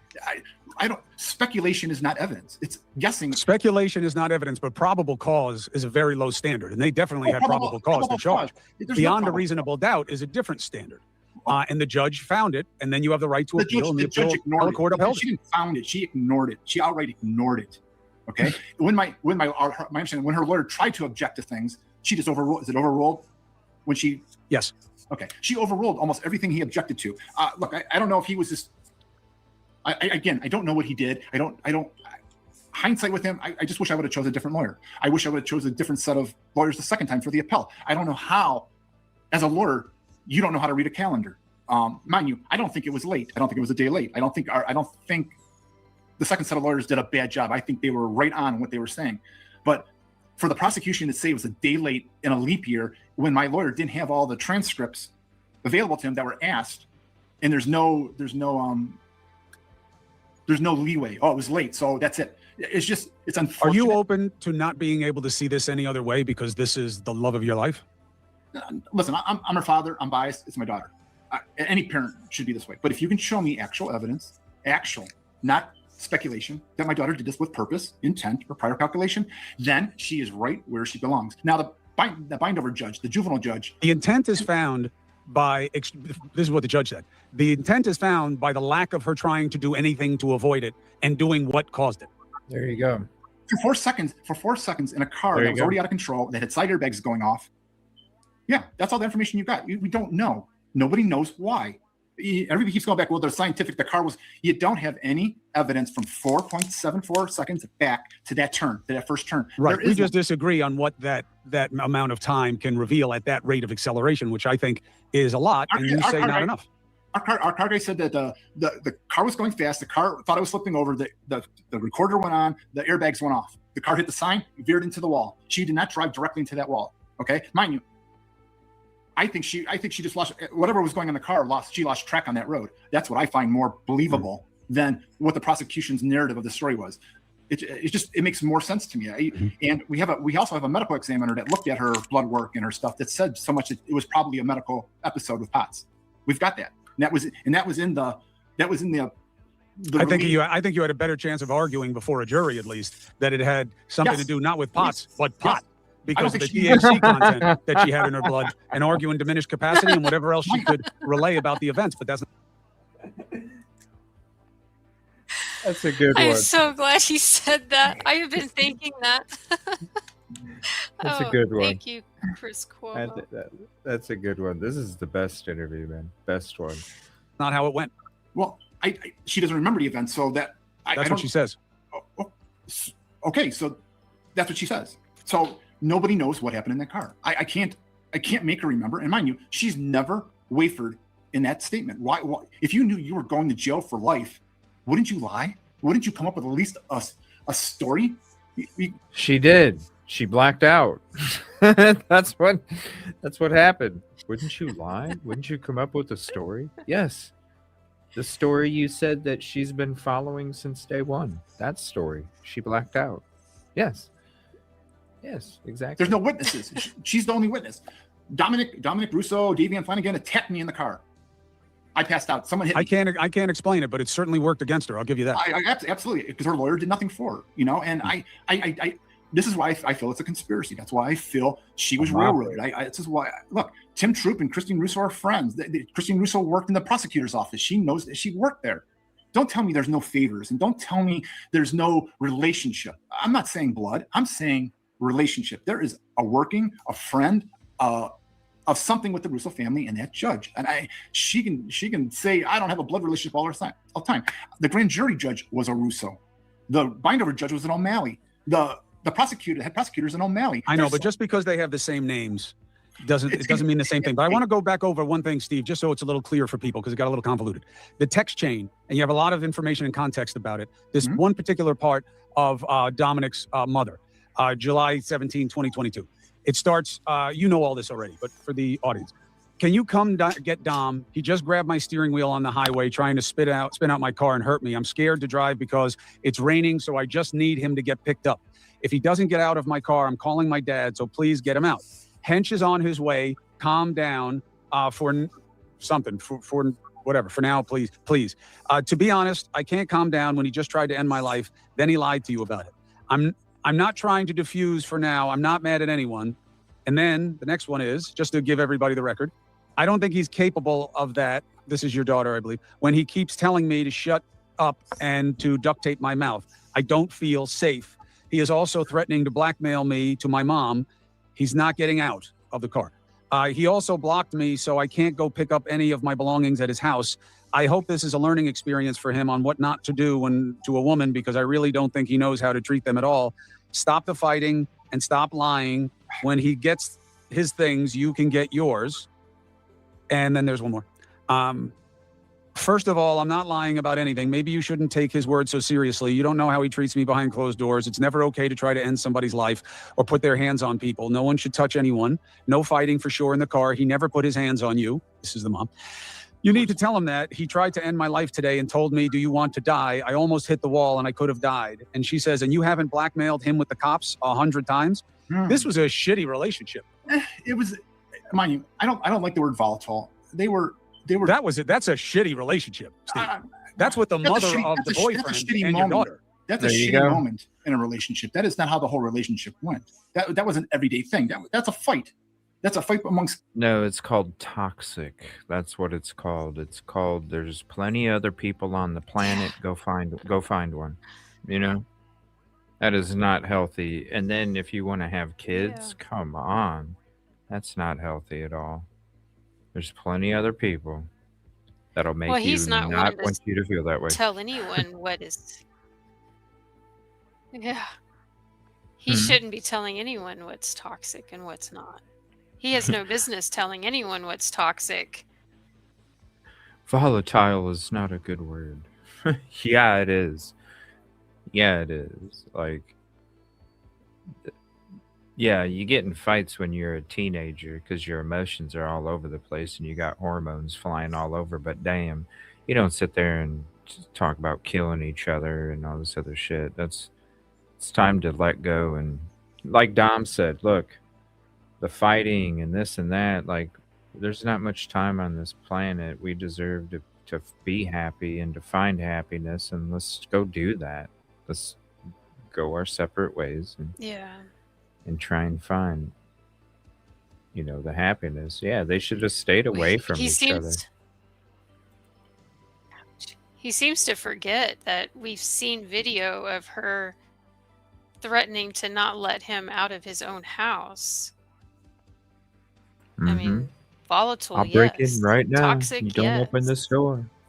Yeah. I'll break in right now. Yeah. And then You're not going to go anywhere all night. Yeah. Yeah. If you don't do this, then I'm going to resort to violence. It's toxic. That's what Yeah. it is. Young kids who don't know any better. Mind you, I'm not saying it doesn't correlate to this. It doesn't mean the whole relationship was bad. I watched this kid take my daughter to dinner. I watched him come over and cook for her. He went on vacation with us. He was at all our family functions. This kid treated my wife with respect. He treated me with respect. Now, I'm the dad, and I'm always the last one to know. I ended up having to go over to the house and get his stuff. And if I'd have known what had happened, there may have been bigger issues. But I didn't know this happened till after the accident. What you just read, that back and forth. There'd be more to this, but Christine Russo lawyered up Dominic's phone so the police couldn't get anything off of it. And I don't know why she lawyered up that phone that way. And that was Mackenzie, obviously, not your wife. That was Mackenzie and Dom's mom. Yes, that's off of Mackenzie's phone. But there's also more with Mackenzie talking to my wife too about it. Okay. There's more to it. So it's Mackenzie talk. It's the text thread from Mackenzie talking to Dominic's mom, and there's a text thread of Mackenzie talking to my wife. So that the events that they used in trial didn't happen. That's Christopher Martin, aka Hench, because he gets things done, lied in court. He lied, and again, there's nothing I can do about it because the lawyer didn't do what he was supposed to do. And what am I supposed to do? Unfortunately, my daughter gets hurt by the lawyer she had. The first lawyer did nothing for her. The lawyer strong-armed her into having a bench trial over jury. How do I fix that? His bad decisions, his inability to defend her hurt my daughter. Now, the second set of lawyers, being late, either it was or it wasn't, okay, hurt my daughter. The law firm doesn't get a slap on the wrist. They don't get fined. They get away scot-free. You know who suffers? My daughter. And if that could have got in, maybe she would be free. Maybe she would have got another trial, okay? Now, you asked the question about the process of the appeal, the state level. The Ohio State Appellate Court looks at that much. They don't look at anything really. The second set of lawyers says if we're going to get any relief in this court or in the courts, it's going to be at the federal level. That's what was expressed to us. We weren't going to get anywhere in Cuyahoga County because how Cuyahoga County works, and I don't want to call them corrupt, but wink, wink. The state only looks at a few things, and Cuyahoga County is known for, like, let's be honest, the judge gave her a very lenient sentence, okay? Cuyahoga County is known for sticking to their rulings, even when it comes to an appeal. But they're very fair, just like the judge was very fair with the sentencing. Look, I gave you a fair sentence. This is what was ruled. No, there's not going to be an appeal because you're not showing enough for there to be an appeal after the fact. So, yes, that's why he's advised to go the higher route. You still have to appeal to those courts first, because if you try and skip the appeal process, they're just going to be like, no, we're not looking at it. You need to appeal to this court first. So they have to do that. But really, I honestly think, like, it doesn't. Here's the thing. They could have an argument if she didn't have all those disciplinary actions in jail since she got sentenced and convicted 36 fucking times in just a few years. She has been reprimanded. That's what the appeal courts look That's a at. lot. Okay. It is. And they look at it and they go, okay, could there be a possibility? And then they look at the actions inside the jail. The actions inside the jail show the same reckless behavior and no account for authority or rules in prison as what took place to get her there. Those same actions that she's doing in jail were the same actions that got her in jail in the first place. They're going to see that and they're going to be like, next, we'll wait 10 years. We'll see if she changes by then. And she won't. Because if the first 5 didn't change you, the last 31 should have, and none of those changed you. So it's going to be a revolving door. It really is. It's just going to get worse for her because they're not going to put up Gypsy. with that shit.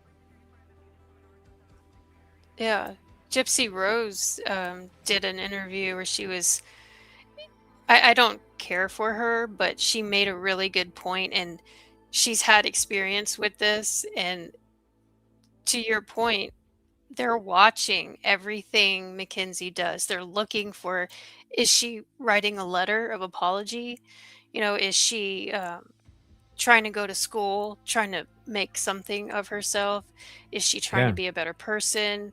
Is her behavior improving? They're looking at every single little thing she does to decide whether or not she can be paroled. Yeah. Is she being a productive member of the community inside that jail? No, she's Yeah. not. No. She's not. Like you said, she's not trying to get classes. She's not trying to get college credits. She's not trying to do anything. She's trying to make jewelry and prance around like she's queen shit. That's what it. Yeah. And she's making videos on the side, apparently. Yeah.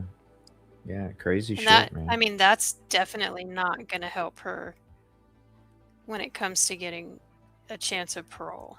Mm-mm. I mean, No. to me, that's the worst of the worst. If you're a young girl in prison and you're, you know, is she selling herself online? Is what I hear. I mean, that's, In a you might way, as well just yeah. forget it. In a way, Get yeah. comfortable because you're not going anywhere. Yeah. Yeah. Yeah. In a Well, way. anytime you do that, you know, you might as well be. Your I mean, she's priorities too aren't young right. to. Yeah, and that's going to follow her wherever she goes. Everything she does in that prison, online and Mhm. on social media, it's going to be there when she gets out. She's not Oh, going to be yeah. able to get away from it.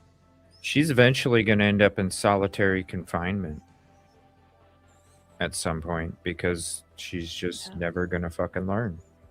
And she's going to Yeah. keep breaking rules and she's going to keep getting to this classification and the next one because she's not freaking learning. And eventually that's where she's going to end up. She's going to end up in a psych ward one of these days because I mean, really, like, Yeah. she's going to go nuts because she's going to get so isolated. That's what she thrives on. She thrives on attention.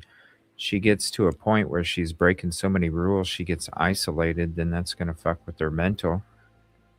And then she's going to end up going psycho Yeah. because she can't get out of it because she can't stop breaking rules. So she's going to end up being isolated even more. And then it's just going to, that's just, and you got to thank her parents, man. You did such a great job. Good job, parents. But she's fine. No. in a year, and so we have to wait to get to the federal. I got to get it away from elected officials, and that's what our lawyers suggested to us. We have to get it away from the elected officials or the elected seats on the court. So, look, again, I understand there's 4.74 seconds of black box information, and it's nonlinear, and it shows that she didn't brake supposedly, and it shows that the gas pedal was down and that the car was going fast. I get it, okay, but that doesn't tell me why, and why is way more important than, well, the car was doing this. That black box doesn't say why. It never will. It just never will. And I'm sorry if that upsets the families. And I'm sorry if it upsets the families that we're trying to defend and free our daughter. That's my job as a parent. I love my kid. Okay. Am I being biased? No, because I got enough common sense to look at the facts, and I've looked at everything, and I've reread it and gone over it and talked to this person or talked to that person, hash this out. We are looking for help. We are looking for anyone that can help us.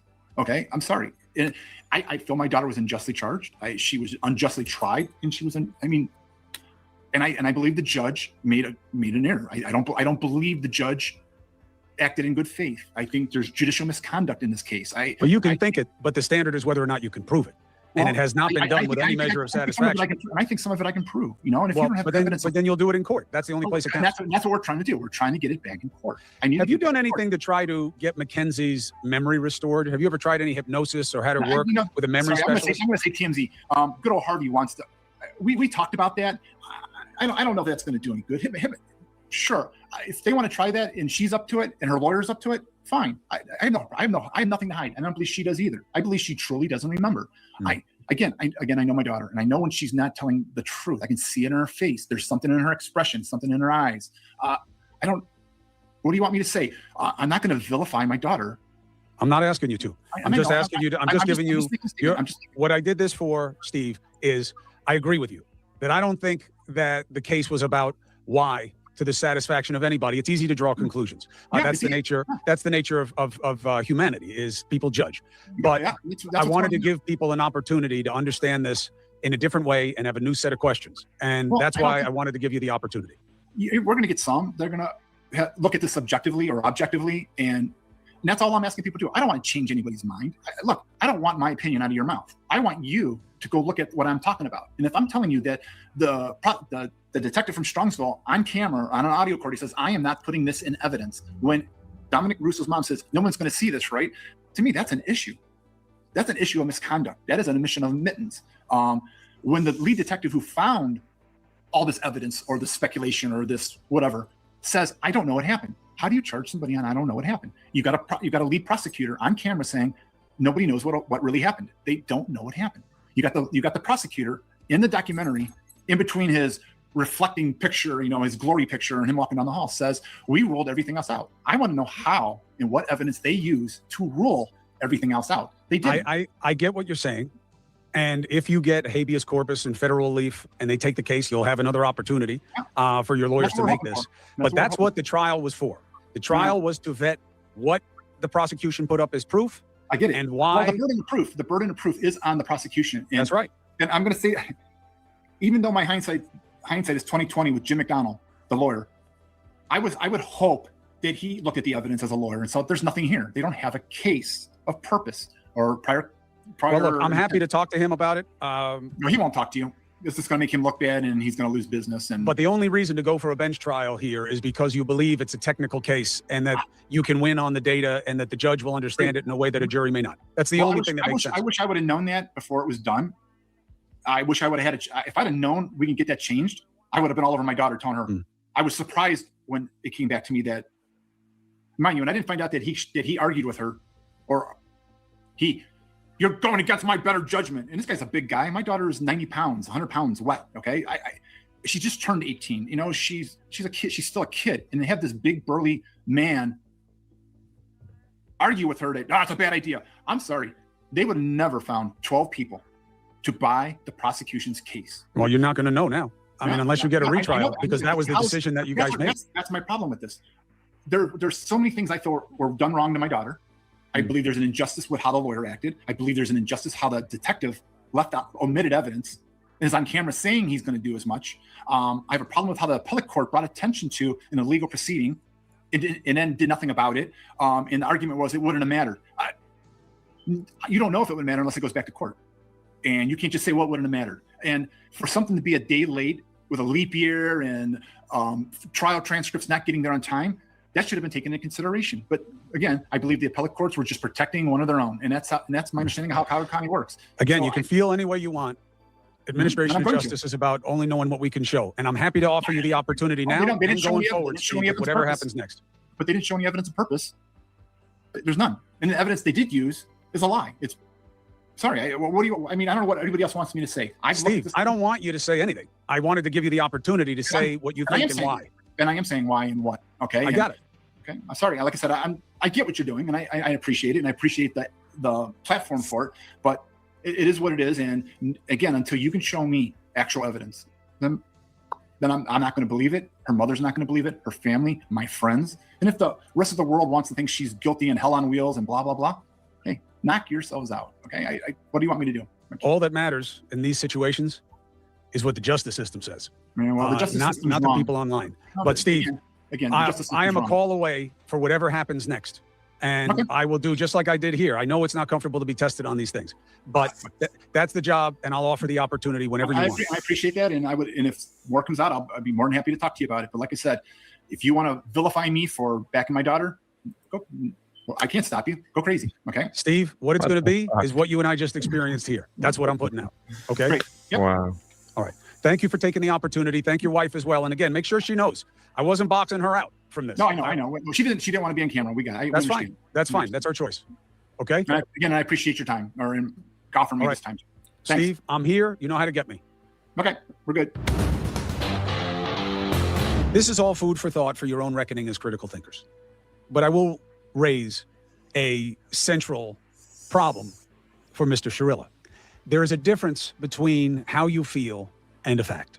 There is a difference between being able to show what you know and having a feeling about it. He can say, I have as much proof that there's a conspiracy as they do that my daughter meant to do this. But that's not really true, because we don't have any proof in a trial that has been vetted and tested the way we do about the data on the car and the surrounding context of Mackenzie Shirilla and her reputation and her relationship with Dom. And more importantly, yes, he blames the lawyers, but he was there in real time too. No, he's not an attorney. It's not fair for him to have the mastermind of the legal, kind of strategy. But to leave diminished capacity on the table when that could explain it. The Potts thing is not in the trial record. And that's something that was knowable and debatable, and it wasn't included. And it wasn't even a big part of the appeal. Now they say it will be. The idea of Potts is one more reason why, the judge isn't buying it. Yeah, that's why you go to a jury. Why would you want to have one person deciding everything when you could have just 1 out of 12 hang that jury? I mean, the percentages aren't even close. That's why so few people choose a bench trial. And when they do, and I think it's the case here, and again, Mr. McDonald has to answer for himself, and he has an open opportunity to come here, which he has not taken. And that is, you think it's going to live and die by the strength of the EDR and the accuracy of it and what it tells and what it doesn't tell, and that there'll be reasonable doubt in that, and the judge will get it in a way that a jury may not. Because the judge will rely on the right context for how you're supposed to reckon data with the science. And a jury may just go with their lived experience and come to a false conclusion. Well, that wasn't the case here. And this judge seemed to believe it as much as you possibly could, that this was done intentionally. And I get why Steve Shirilla, as a parent, feels the way he does. And there's an irony in that, right? Because the main accusation about Steve Shirilla and his wife is that they're lousy parents. Now, again, I'm not here to judge them as parents. I'm here to judge the circumstances and test their answers on them and their understanding of them, which I did. And I think there's value in that. And now we know that they are trying very hard for a habeas, and I think they have a shot at it. That's not to say that I don't think that Mackenzie Shirilla is legally responsible and that this outcome doesn't make sense. I think it makes perfect sense. I think the strategy of the defense didn't make a hell of a lot of sense, and not just in hindsight. I don't know why, if you're trying to beat a murder case for intentional murder, you would leave diminished capacity on the table. Especially when you know that the chain of custody and what they did with it was kind of screwed up, which makes it even easier for you to exploit it.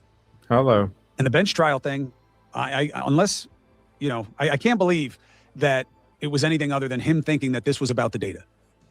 Because otherwise, I don't care what kind of prejudice you thought was in the air. You only need one to hang a jury. Right. But I thought it was really interesting to see how Steve Shirilla processes the criticism of him and his wife and his daughter. And at the end of the day, there's only one person who knows why this happened. And she gave an answer, and I understand that the answer works against her more than anybody else. And why she's married to it, I don't know. But when people don't remember anything in a situation like this, it is very suspicious. And it was to this judge. And there's only one person responsible for that, and it's Mackenzie Shirilla. And I'm really glad that Steve Shirilla and his wife somewhat took the opportunity to confront the questions so that we can know where their head is, because we'll know where their strategy will take them going forward. So what did you think about what he had to offer and what was said, and what it tells you about how to feel about him and about this case and about where it goes going forward, if anywhere? Because again, the judge being named Russo, come on. The appeals court, the Supreme Court, now you have to go federal. Very, very difficult and rare in these circumstances. But that's what Cuomo Crime Time is about. It's not about shaping BS and provoking you to believe things that I don't have any basis to convince you of. It's to test what is out there and to help you have food for thought as critical thinkers. Thank you for subscribing. Thank you for following. Man, I have to give a round of applause for this interview. Great ending message. So much common sense. So much and what an interview. Held him. You know, up against the wall there. Like, look, man. Like, this is the reality of the situation. A lot more patience, man. How much he kept getting interviewed and couldn't finish thoughts that he was saying and stuff. Hell of an interview, man. Round of applause. This was not only the best interview with Steve, but I think one of the best interviews with, you know, somebody close to a case that anybody's done. I would like to see like Sebastian Rogers' parents be up against the wall like that, you know, answering some questions and some other cases too. Yeah, that'd be really interesting. So shout out to Cuomo. That was wow. That interview was something, man. That was definitely something, especially that ringtone. What the hell was that, man? That shit was so wild. That fucking ringtone. That was perfect. That was perfect. I think this interview really showed everybody exactly who these people are and how they think. Yeah, even down to his ringtone. Cuckoo. Yeah. Oh, that's just a friend's. And what friend calls you in the middle of an interview because you know he told everybody he was going to be. And then called the wife's phone after that because her phone started ringing right after he shut that one off. What an interview. Yeah, crazy. Well, come on back, hang out with us tomorrow. Major trigger warning. I feel so bad for him. For who? For Chris? Yeah, for Chris, sitting through that. Yeah. That interview. I don't know about you, but I feel just this horrible nervous energy that I just want to go shake it off. After listening to him. I mean, you could see towards the last parts of the interviews, you could see Chris, like, when he was getting interrupted, and you could tell he was starting to get frustrated, and you can see, like, if you go back and watch it, you'll see towards, like, the last third of you could see, like, his body's just, like, shaking, but he's trying to control. It's like, damn, bro. But I got you. Yeah. You know? But yeah, major trigger warning. Tomorrow morning we're going to be going through, actually I think I have to make it for noon my time. I think she said is about noon when she's able to join, so I have it set for 10:30 right now my time. I do have to change it for noon, so we'll be going through the autopsy results for the Idaho 4 victims at noon tomorrow. And so join us tomorrow as we break those down. Those are going to be kind of crazy to go through and pretty difficult to read, I'm sure, at some points as we kind of go through some of the injuries and we think back to the crime that took place. So, yeah, Bubba's interview, I'll probably have that coming up one of these nights this week. I won't be doing a show Monday night, but we'll be doing a show Tuesday, Wednesday, Thursday, 2 shows Friday, 2 shows Saturday, 1 show Sunday. And I think it might just be 1 show tomorrow. We'll see about tomorrow night, but I will be at the lounge. I'm probably going to go there tonight. We'll see what happens after I kind of chill back from doing the show. But I'll definitely be over there tomorrow night. So if you want to link to EvilleCJ's Lounge, or you can just type it in the search bar, EvilleCJ's Lounge. There's the link if you want to sub up and come hang out sometime. I might be on here for a little bit shortly. I'm just going to wind down from the end of the show, see what I feel like, because I didn't get shit for sleep. But I'm ready to do the show tomorrow.